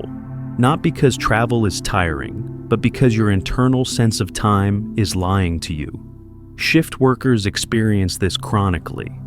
They're constantly fighting their circadian rhythm, forcing themselves to be awake when their SCN is saying sleep, and trying to sleep when their SCN is saying wake.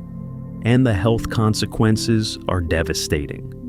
Increased risk of cardiovascular disease, diabetes, obesity, depression, and even cancer. Why? Because when your time sense is chronically wrong, every physiological system that depends on proper timing becomes dysregulated. Now, let's talk about something even stranger. Chronesthesia, which is your brain's ability to mentally travel through time.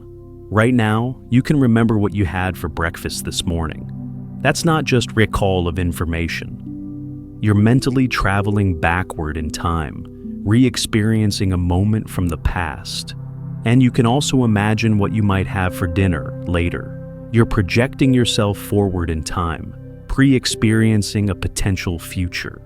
This is chronesthesia, mental time travel, and it's unique to humans and possibly a few other species like some great apes. Most animals live entirely in the present moment. They can't mentally revisit the past or imagine the future, but you can. And this is a sense. You're sensing time as a dimension. You can move through mentally. You can place events in sequence. You can estimate distances between events. You can navigate the timeline of your life. When chronesthesia is damaged through conditions like Alzheimer's disease or certain types of amnesia, people lose this ability. They become trapped in the present moment. They can't remember their past or imagine their future. Their sense of temporal continuity collapses. They're essentially time blind. And interestingly, chronesthesia appears to be connected to the same brain regions that handle spatial navigation. The hippocampus, which is crucial for forming maps of physical space, is also crucial for forming maps of temporal space. Time and space seem to be processed by overlapping neural systems, which is why we use spatial metaphors for time constantly. Looking back on the past, moving forward into the future, events being far away or close. Now, here's where things get really weird. Your sense of time is extremely vulnerable to altered states of consciousness. Cannabis famously distorts time perception. People who are high report that time is passing more slowly. A song feels like it lasts forever. A minute can feel like 5 minutes. And neuroscience research confirms this. THC disrupts timing circuits in the brain, particularly in the cerebellum and basal ganglia, making duration estimation unreliable. Psychedelics like psilocybin and LSD can create even more extreme time distortions. People report that time becomes meaningless, that past, present, and future merge into an eternal now, that a few hours can feel like a lifetime. This is because psychedelics disrupt the normal functioning of brain networks that maintain temporal coherence, the sense that moments flow in sequence. But you don't need drugs to experience this.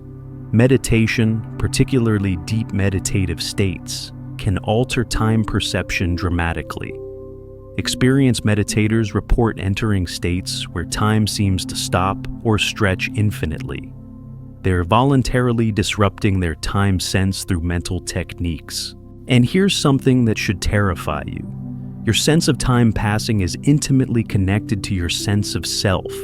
Philosophers and neuroscientists increasingly believe that your self, your sense of being a continuous person, is constructed through memory and time perception. You feel like the same person who existed yesterday and who will exist later, because you can mentally travel through time and connect these moments. What happens if your time sense collapses? Does your sense of self collapse too? Some researchers believe this is what happens in conditions like dissociation, depersonalization, and certain types of psychosis. Time perception fragments, and the self fragments with it. Let me give you a practical example of time sense manipulation that you experience regularly. Flow states. You know the experience. You're completely absorbed in an activity. Playing music, writing code, making art, playing sports. Hours pass in what feels like minutes. You lose track of time entirely. This is flow. And it happens when your brain is so intensely focused on the present task that it stops actively tracking time. Your time sense hasn't disappeared. Your circadian rhythm is still running. Your neurons are still firing in patterns. But your conscious awareness of time has been suspended. And when you emerge from flow, there's always that disorienting moment of realizing how much time has actually passed. Athletes in flow states report that the game seems to slow down. Musicians report that they can anticipate notes before they play them, as if they're existing slightly in the future. This is time perception being altered by attention and neural synchrony. And from a sleep perspective, which is always our focus here, time perception during sleep is completely bizarre. When you're dreaming, time becomes fluid. Dream events can seem to last hours when only minutes of real time have passed. Or sometimes dreams feel instantaneous, even though they must have taken some time to occur. Your brain's timekeeping systems are offline or operating in strange ways during REM sleep. There's a famous thought experiment about a dream that takes seconds of real time, but feels like it lasts years within the dream. Some people claim to have experienced this, vivid, complex dream narratives that subjectively lasted days or weeks, but occurred in a brief REM period. Is this possible? We don't know. But it suggests that subjective time and objective time can become completely decoupled during certain brain states. And here's the connection to sleep deprivation. When you're severely sleep deprived, your time perception becomes impaired. You misjudge duration, you lose track of time, you can't sequence events properly. This is partly because sleep deprivation disrupts the brain regions responsible for timing, particularly the prefrontal cortex and basal ganglia. Chronic sleep deprivation essentially damages your time sense, making you less able to plan, less able to learn from the past, less able to anticipate the future. You become trapped in an eternal, confused present. So, is time perception really a sense? Most neuroscientists and philosophers would say yes, even though it doesn't fit the traditional definition. You're detecting something, the passage of duration, the sequence of events, and your brain has dedicated neural mechanisms for this detection. It's just that what you're detecting isn't external stimuli, but rather the internal flow of neural processes themselves. Your brain is sensing its own activity patterns and constructing from those patterns the sensation of time passing. It's a meta-sense, a sense that monitors sensing. And when you think about it that way, it's perhaps the strangest sense of all. What should you take away from this? Time, as you experience it, is not objective reality. It's a constructed sensation, just like color or sound. Different people experience time differently. Your time sense changes with age, with emotion, with attention, with brain state. It can be manipulated, distorted, enhanced, or destroyed. And understanding that time is a sense gives you power over it. You can deliberately slow down your subjective experience of time by seeking novelty, by practicing mindfulness, by breaking routines.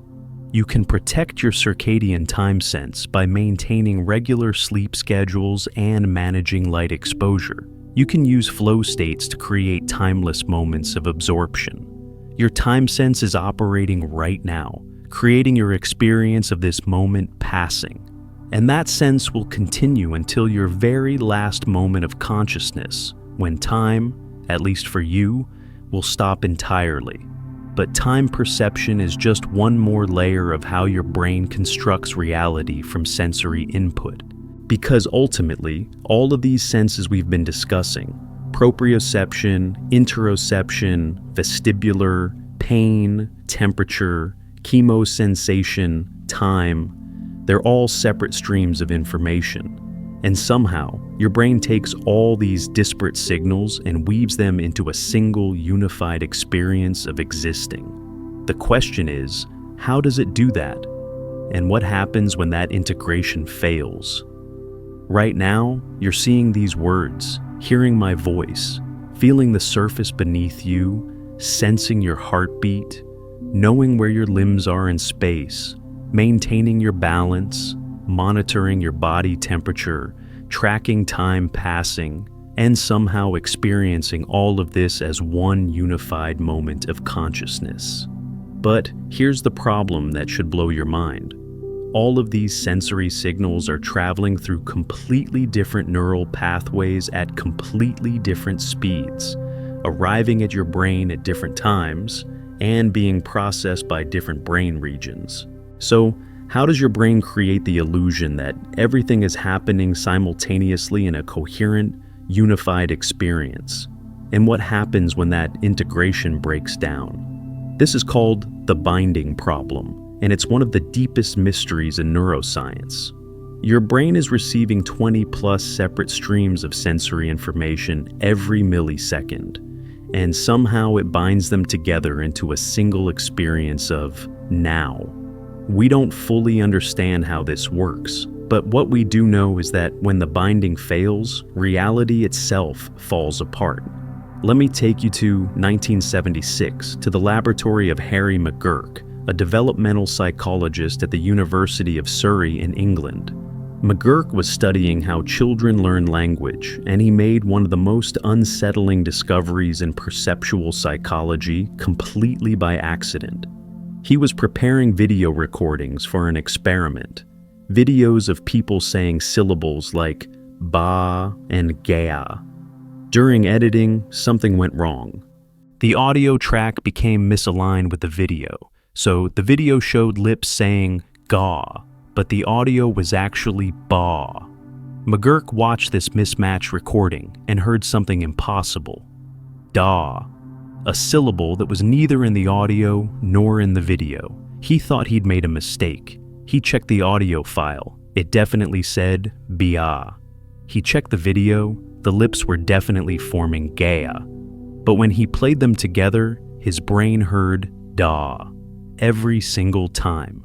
This became known as the McGurk effect, and it's one of the most robust demonstrations of multisensory integration in all of psychology. Your brain is combining visual information from watching lips move with auditory information from hearing sounds, and it's creating a perception that matches neither input alone. It's constructing a compromise between what you see and what you hear. And here's what's disturbing. You can't turn this off. Even if you know about the McGurk effect, even if you understand exactly what's happening, you still hear da when watching gay and hearing ba. Your conscious knowledge doesn't override your brain's automatic multisensory integration. Try watching a McGurk effect video yourself later. It's genuinely unnerving because it reveals how little control you have over your own perception. Your brain is making decisions about reality without consulting your conscious mind, and there's nothing you can do about it. This is multisensory integration in action, and it's happening constantly with all your senses, not just vision and hearing. When you eat food, you think you're tasting it, but taste accounts for only about 20% of flavor perception. The rest comes from smell, texture, touch, temperature, thermoception, even the sound of food crunching in your mouth. Your brain is integrating all of these sensory streams into a unified experience called flavor. Oh, this is why food tastes bland when you have a cold. Your olfactory system is impaired, so even though your taste buds work fine, the multisensory integration that creates flavor is missing a crucial component. You're experiencing sensory integration failure every time you eat with a stuffy nose. There's a fascinating experiment where people are given wine to taste while wearing colored lighting. Under red light, white wine tastes like red wine to most people. The visual information, this wine looks red, overrides the actual taste information and changes the perception. Your brain integrates the visual expectation with the taste input and constructs a flavor experience that matches what it expects red wine to taste like. This is why food presentation matters.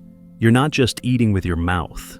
You're eating with your eyes, your nose, your ears, your expectations. Every sense contributes to the integrated experience. Now, let's talk about something even stranger. Cross-modal processing, which is when information from one sense influences processing in a completely different sense. There's a classic experiment called the Bubakiki effect. Look at two shapes. One is round and soft-looking with curved edges. The other is angular and sharp with pointed edges. Now, which one is called Buba and which is called Kiki? If you're like 95% of people, you immediately feel that the round shape is Buba and the angular shape is Kiki. But why? These are made-up nonsense words. There's no logical reason to associate particular shapes with particular sounds, and yet, almost everyone makes the same association. This happens because your brain is cross-mapping sensory dimensions. The soft, rounded sound of Buba feels like it should correspond to a soft, rounded visual shape. The sharp, angular sound of Kiki feels like it should correspond to a sharp, angular visual shape. Your auditory cortex and visual cortex are talking to each other, finding correspondences between completely different types of sensory information. This cross-modal mapping is fundamental to how humans learn language, how we create metaphors, how we understand abstract concepts. We map spatial relationships onto temporal relationships, long time, short duration. We map temperature onto emotion, warm personality, cold attitude. We map verticality onto power, high status, low rank. Your brain is constantly finding correspondences between different sensory dimensions and using those correspondences to make sense of the world. And this is happening automatically, below conscious awareness. But sometimes, multisensory integration creates experiences that are even more bizarre. Let's talk about synesthesia. Synesthesia is a condition where stimulation of one sense automatically triggers perception in another sense. The most common type is grapheme color synesthesia, where seeing letters or numbers automatically produces color perception. Someone with this condition might see the letter A and simultaneously experience the color red, not as an association or metaphor, but as an actual perceptual experience. For a long time, scientists dismissed synesthesia as imagination or metaphor, but brain imaging proved it's real. When synesthetes see letters that trigger color experiences, their visual cortex, the region that processes color, lights up. They're actually seeing color, even though there's no colored stimulus present. About 4% of people have some form of synesthesia. Some people taste words. They hear someone's name and experience a specific taste. Some people see sounds. Music produces visual patterns that seem to float in space. Some people feel textures when they hear certain sounds. The neuroscientist V.S. Ramachandran has proposed that synesthesia occurs when there's unusual cross-wiring between sensory regions in the brain. Normally, your color processing area communicates with your letter processing area, just enough to help with reading. But in synesthetes, the communication is much stronger, creating automatic binding between letters and colors. And here's what's fascinating. Many synesthetes don't realize their experience is unusual. They assume everyone sees letters in color or tastes words. It's only when they're older and discover that others don't experience this that they realize their sensory integration is different. This raises a profound question. How many subtle differences in sensory integration exist between people that we never discover because we assume everyone perceives the world the same way? Now, let's talk about what happens when multisensory integration goes catastrophically wrong. The rubber hand illusion. This is one of the most disturbing experiments in psychology, and you can try a version of it yourself. Sit at a table with one of your real hands hidden from view, behind a box or under the table, and a rubber hand placed in front of you where you can see it, positioned where your real hand would be. Now, have someone simultaneously stroke your hidden real hand and the visible rubber hand with a paintbrush, in the same rhythm, in the same location. Within minutes, sometimes seconds, something extraordinary and unsettling happens. You start to feel like the rubber hand is your hand. If someone suddenly stabs the rubber hand with a knife, you flinch and feel genuine distress, even though your real hand is perfectly safe. Your brain has integrated the visual information. I see a hand where my hand should be. With the tactile information, I feel stroking sensations. And with proprioceptive information about hand position, and it has decided that the rubber hand is part of your body. Researchers can measure this objectively. They track your real hidden hand's position while you experience the illusion. Over time, when you try to point to where your real hand is with your eyes closed, you point toward the rubber hand's location. Your brain has literally updated your internal body map to include the rubber hand. This reveals something terrifying. Your sense of body ownership, your feeling that your body is yours. is not fixed. It's a construction that your brain continually rebuilds based on multisensory integration, and that construction can be hacked. There are people who have a condition called body integrity identity disorder, who feel that a limb, usually a leg, doesn't belong to them. They have an overwhelming desire to have it amputated. For years, this was dismissed as a psychiatric delusion. But recent neuroscience research suggests it might actually be a disorder of multisensory integration. The brain's body map doesn't include that limb, so even though the limb is physically healthy and functional, it feels foreign, wrong, like it shouldn't be there. The rubber hand illusion has huge implications for understanding phantom limb pain, when amputees feel pain in limbs that no longer exist. It's a multisensory integration problem. The brain's body map still includes the missing limb, creating a mismatch between expected sensory input and actual sensory input. This mismatch generates the sensation of a phantom limb, which can sometimes be painful. Now, let's talk about virtual reality, which is essentially a technology designed to hack your multisensory integration. VR works by creating coherent multisensory input that matches what you would experience in a different environment. Visual information says you're on a mountaintop. Auditory information says wind is blowing around you. Vestibular information says you're moving through space.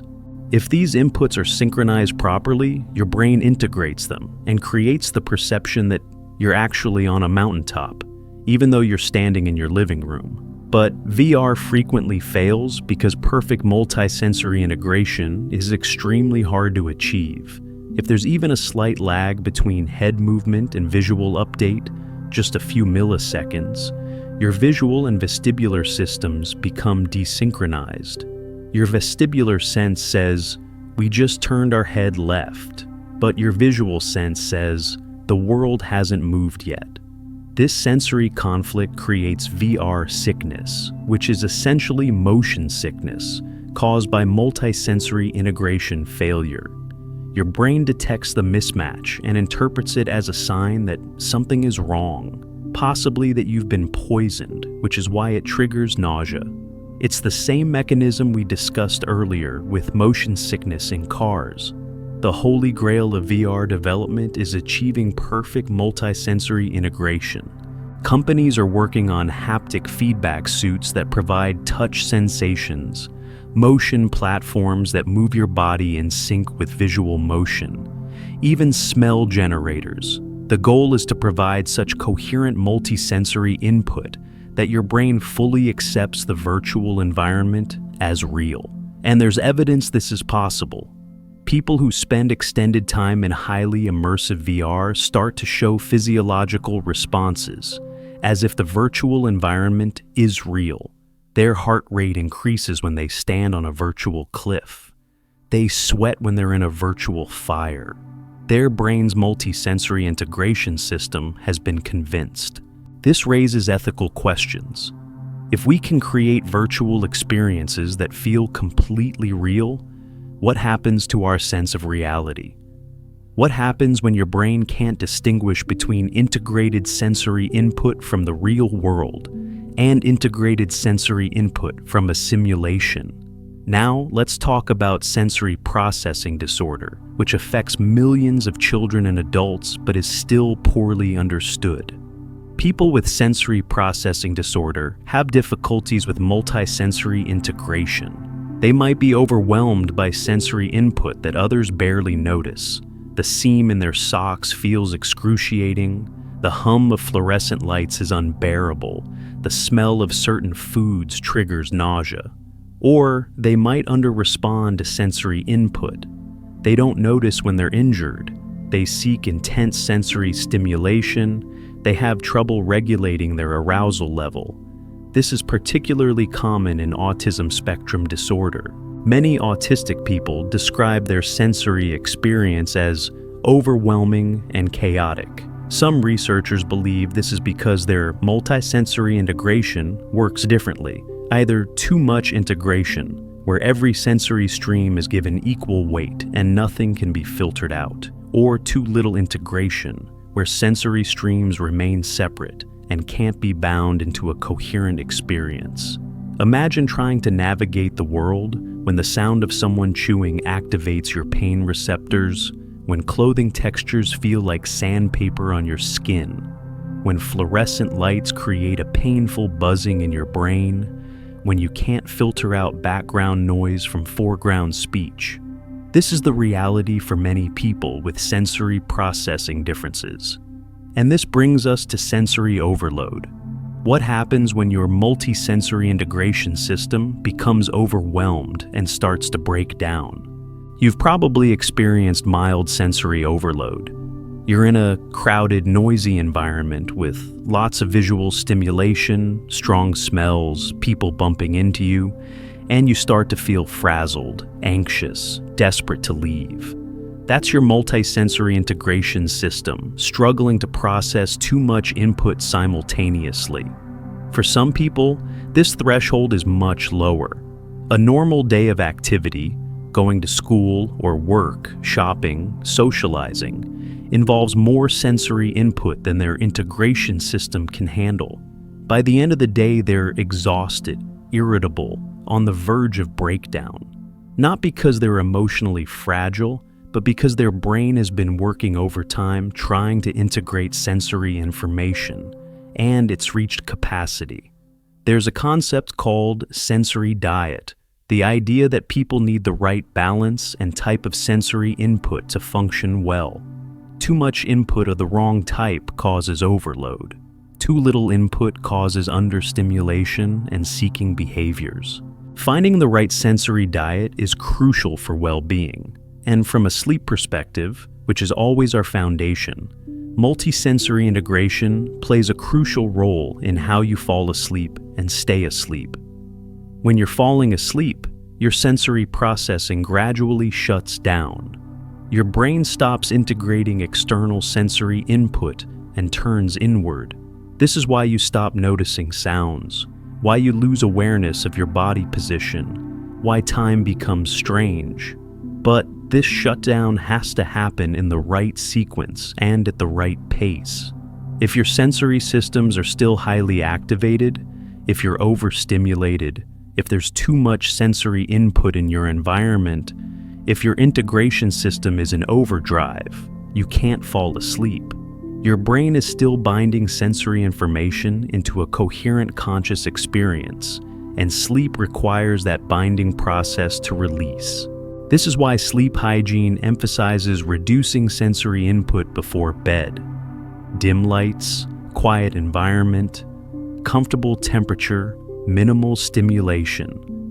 You're helping your multisensory integration system wind down so sleep can occur.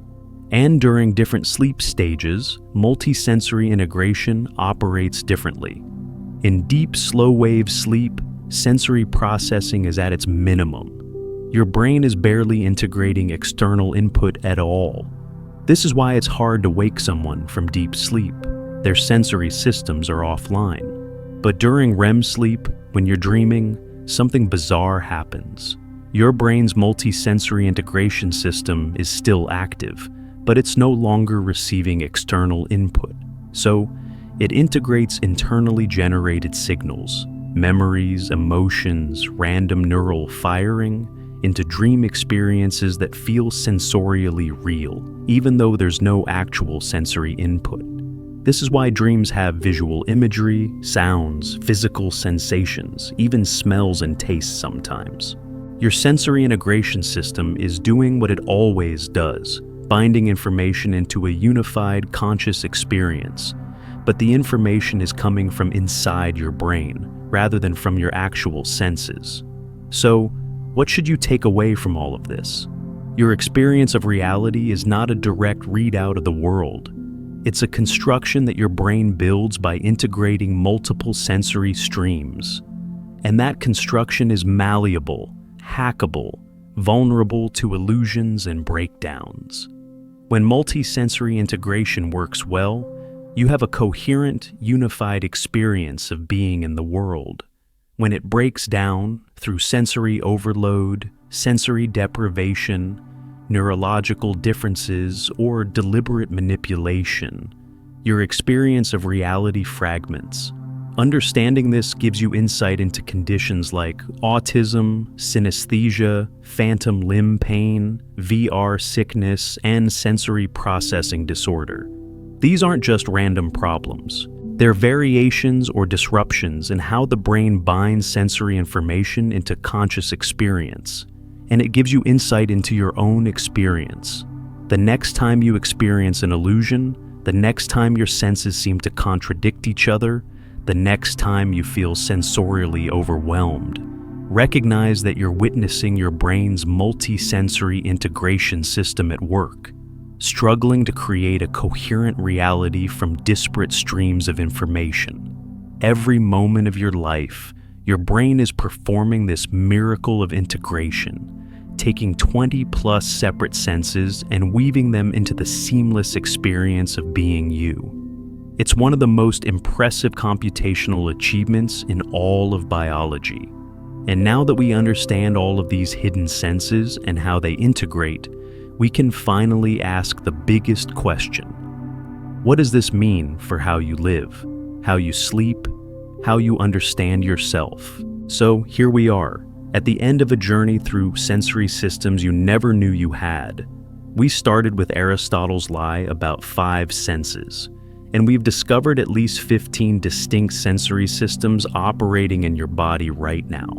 Proprioception, telling you where your limbs are. Interoception, monitoring your internal states. Vestibular sense, detecting gravity and motion. Thermoception and nociception, warning you about temperature and damage. Chemosensors, tracking your blood chemistry. Time perception, constructing your experience of duration, and a multisensory integration system, binding it all together into the unified experience you call consciousness. But here's the question that matters. So what? Why does any of this actually matter for your life? How does knowing about these hidden senses change anything? Let me tell you about a patient named Sarah, not her real name, who came to a sleep clinic in 2019 complaining of severe insomnia. She'd been struggling to sleep for years. She'd tried everything: sleep medications, cognitive behavioral therapy, meditation apps, weighted blankets, white noise machines. Nothing worked. She would lie in bed for hours, exhausted but unable to fall asleep, her mind racing, her body tense. The sleep specialist ran the standard tests: no sleep apnea, no restless leg syndrome, no obvious circadian rhythm disorder.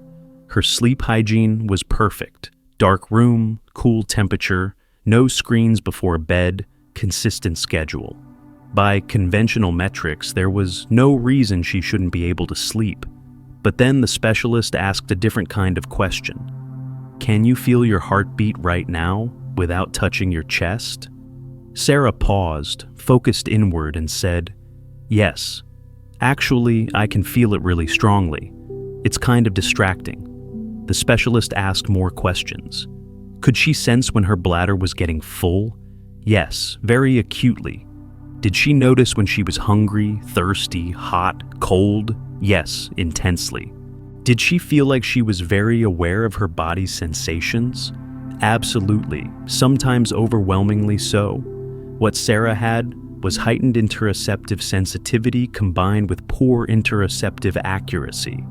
She felt every internal sensation intensely: heart rate, breathing, digestion, muscle tension, but she misinterpreted these sensations as signs of danger or problems.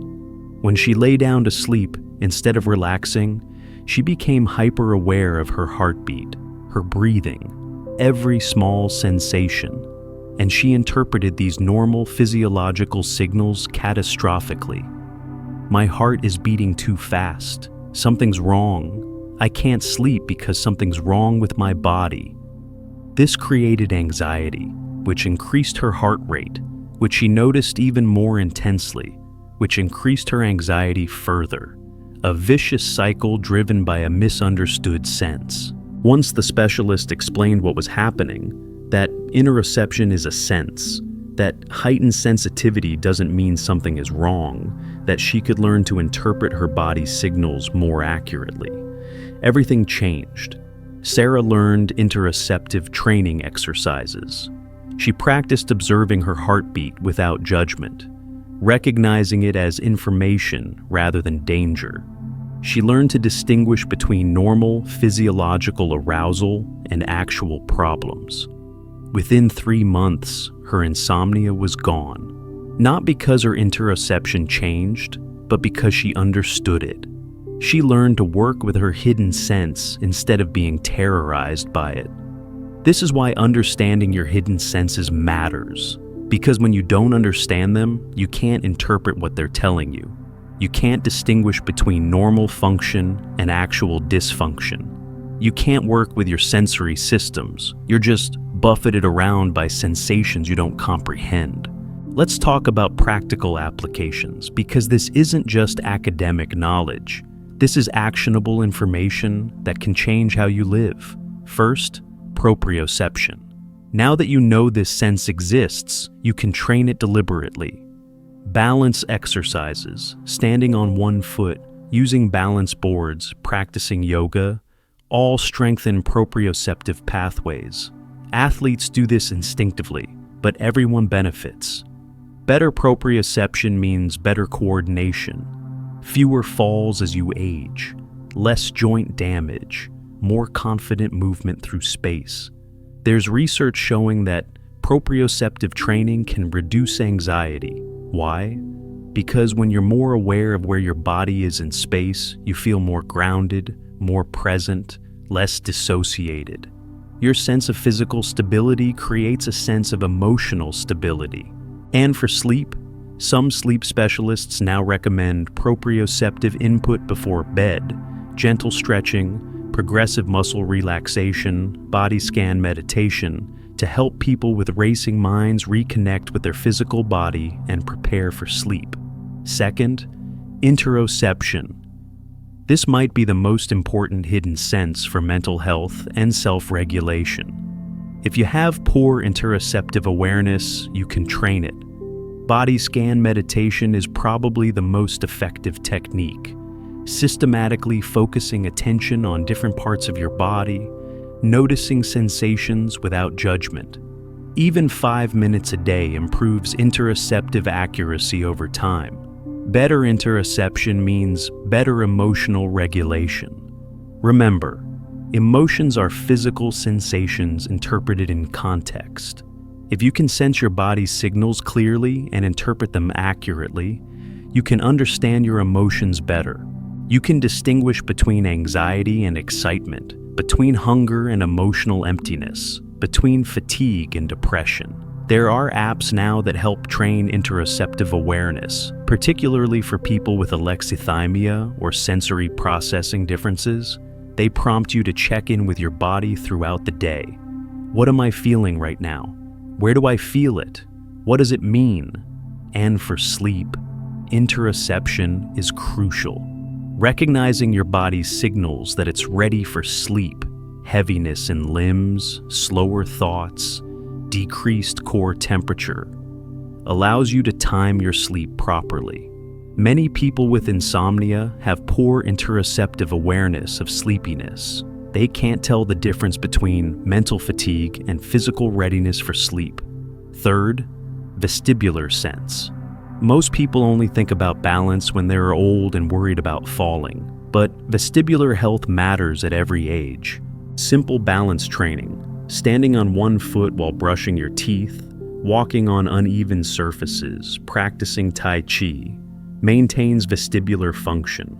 And remember the connection to sleep we discussed? Gentle rocking motion stimulates the vestibular system in a way that promotes sleep. This isn't just for babies. Adults benefit too. Some companies now make beds that incorporate very subtle rocking motions. Or you can achieve the same effect with a hammock, a porch swing, or even a rocking chair. There's actually research from the University of Geneva showing that rocking motion during sleep increases deep slow wave sleep and improves memory consolidation. The vestibular stimulation appears to synchronize brain rhythms in a way that enhances sleep quality. Fourth, thermoception. This one is straightforward, but often ignored. Your bedroom temperature profoundly affects sleep quality. The ideal range is 65 to 68 degrees Fahrenheit, cool enough that your body can achieve the core temperature drop necessary for deep sleep. Many people sleep in rooms that are too warm because it feels cozy, but their thermoceptors are being activated all night, preventing the deep sleep they need. If you struggle with sleep, the first thing to try isn't a supplement or medication. It's lowering your bedroom temperature by 5 degrees. And there's the hot bath technique we mentioned, taking a hot bath 90 minutes before bed. The bath raises your core temperature. Then when you get out, your temperature drops rapidly. This drop mimics the natural temperature decline that precedes sleep, making it easier to fall asleep. You're deliberately using your thermoception to hack your sleep system. Fifth, nociception and chronic pain. If you experience chronic pain, understanding that pain is a sense, and that senses can malfunction, is genuinely liberating.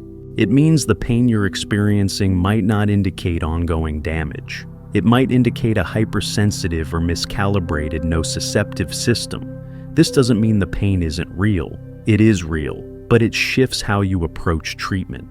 Instead of just trying to find and fix the source of pain, you can work on recalibrating your pain system itself through techniques like graded exposure, mindfulness meditation, movement therapy, and cognitive reframing. The evidence for these approaches is strong. Chronic pain treatment has shifted dramatically in the past decade as we've understood that pain is a constructed sensation, not a simple alarm. And people who understand this have better outcomes, less catastrophizing, less disability, better quality of life. Sixth, chemosensation and metabolic health. Now that continuous glucose monitors are available over the counter, people can actually observe their blood glucose responses in real time. And what they discover is shocking.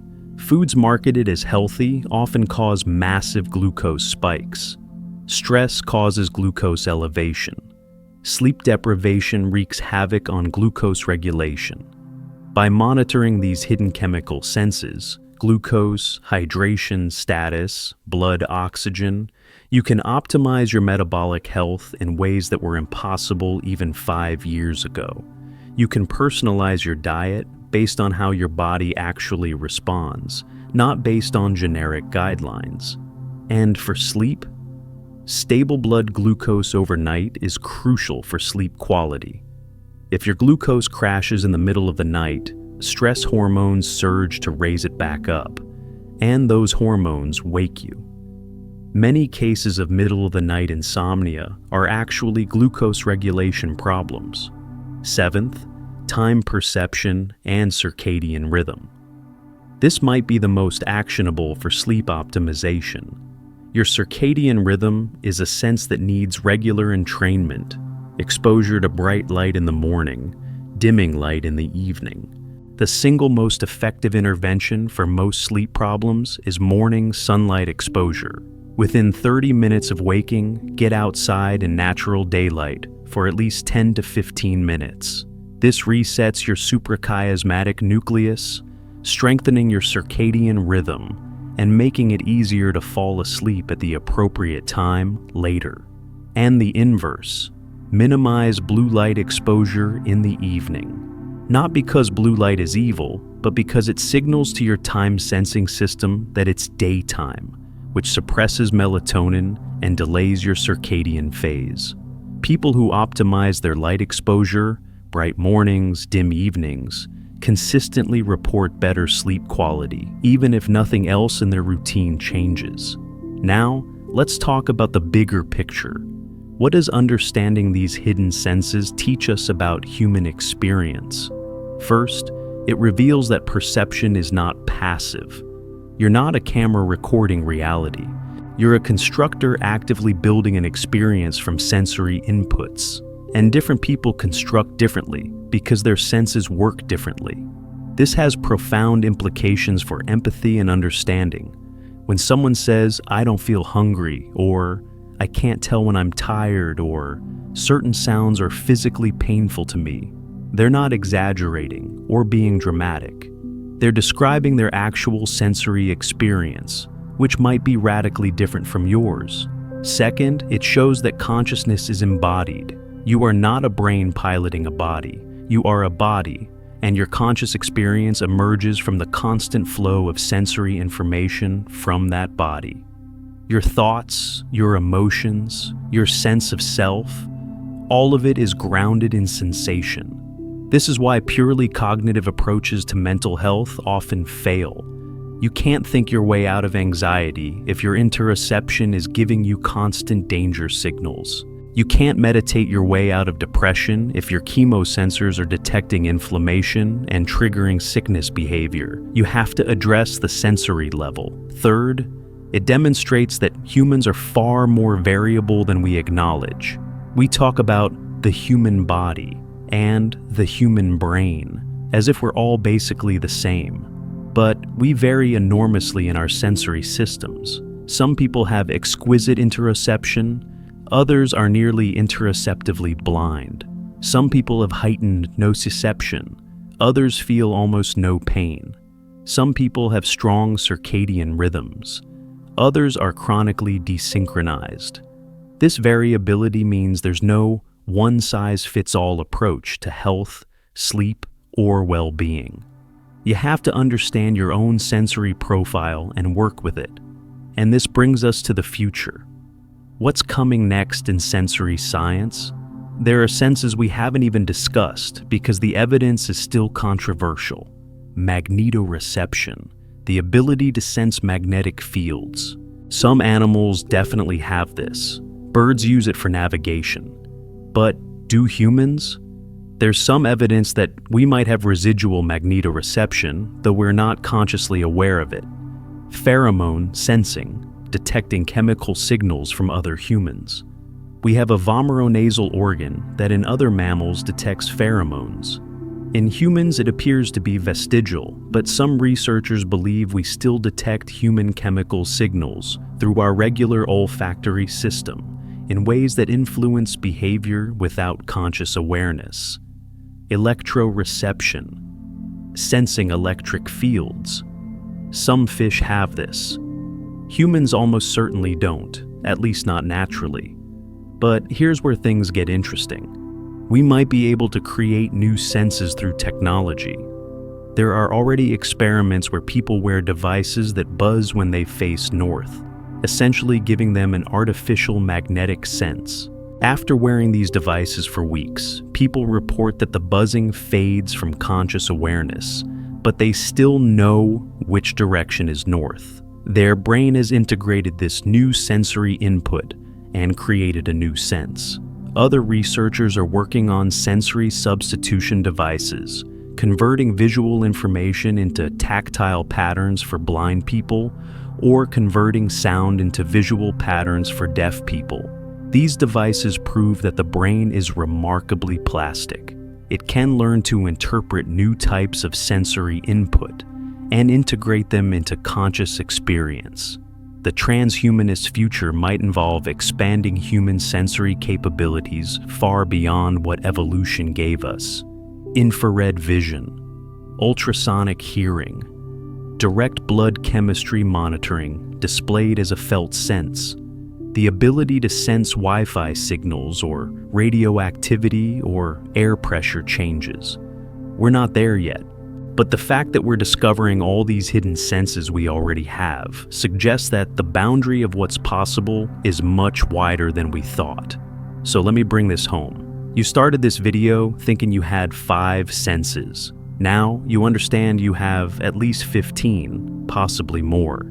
You're sensing things constantly that you never knew you were sensing. Your body is providing you with a rich, detailed, multi-dimensional stream of information about yourself and your environment, and most of it never reaches conscious awareness. But it can. With training, with attention, with understanding, you can tune into these hidden senses. You can feel your heartbeat. You can sense your blood glucose changes. You can detect subtle shifts in your balance and orientation. You can notice the passage of time with greater accuracy. You can recognize when your body needs rest, food, movement, connection. This isn't mysticism or pseudoscience. This is practical, actionable neuroscience. Your hidden senses are working whether you're aware of them or not. The question is, do you want to understand them, work with them, and use them to improve your life? Or do you want to remain unconscious of them, buffeted around by sensations you don't comprehend?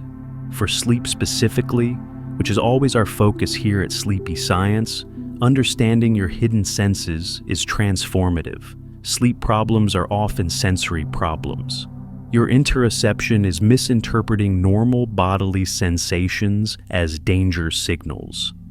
Your thermoception is detecting a too warm environment. Your vestibular system isn't getting the calming input it needs. Your chemosensors are detecting unstable blood glucose or low oxygen. Your circadian rhythm is desynchronized from the external day-night cycle. Once you understand which sensory systems are creating problems, you can address them directly, and the results are often dramatic and immediate. So, here's my challenge to you. Pick one hidden sense from this video. Just one. Spend the next week paying attention to it. If you choose interoception, do a daily body scan and notice your internal sensations. If you choose proprioception, practice balance exercises. If you choose thermoception, optimize your bedroom temperature. If you choose time perception, experiment with slowing down your subjective experience through novelty. Notice what changes. Notice what you discover about yourself. You've been living with these senses your entire life without knowing they existed. Now that you know, what will you do differently? And if you found this exploration valuable, if it changed how you think about perception and consciousness and what it means to be human, do me a favor. Hit that like button so more people can discover these hidden dimensions of human experience. Subscribe to Sleepy Science for more deep dives into the neuroscience that shapes your life and your sleep. And drop a comment telling me which hidden sense fascinated you most, or what you discovered when you started paying attention to your sensory experience. We've covered so much ground in this journey, from Aristotle's ancient error to cutting-edge neuroscience. From rare medical conditions to everyday experiences you've had 1,000 times without understanding them. We've explored proprioception, interoception, vestibular sense, thermoception, nociception, chemosensation, time perception, and multisensory integration. 15 plus senses instead of 5. A completely new understanding of what it means to be a sensing organism. The ancient Greeks got it wrong, but we've finally figured it out. You are not limited to 5 narrow windows onto reality. You are a magnificent multidimensional sensing system, constantly receiving and integrating vast streams of information, constructing moment by moment the experience you call consciousness. And now, you know. You can never unknow this. Every sensation you experience from this moment forward, you'll understand a little better. Every time you feel something you can't quite name, you'll remember that you have hidden senses operating beneath awareness. Every time you lie down to sleep, you'll recognize the complex symphony of sensory systems that must harmonize for rest to occur. Thank you for joining me on this exploration. Thank you for being curious about the hidden dimensions of your own experience. Thank you for being willing to question what you thought you knew and discover something far more complex and beautiful underneath. This is Sleepy Science, where we explore the mysteries that keep you up at night, or help you sleep better. Keep sensing, keep wondering, and keep exploring the extraordinary reality of being human. Until next time, sleep well and sense fully.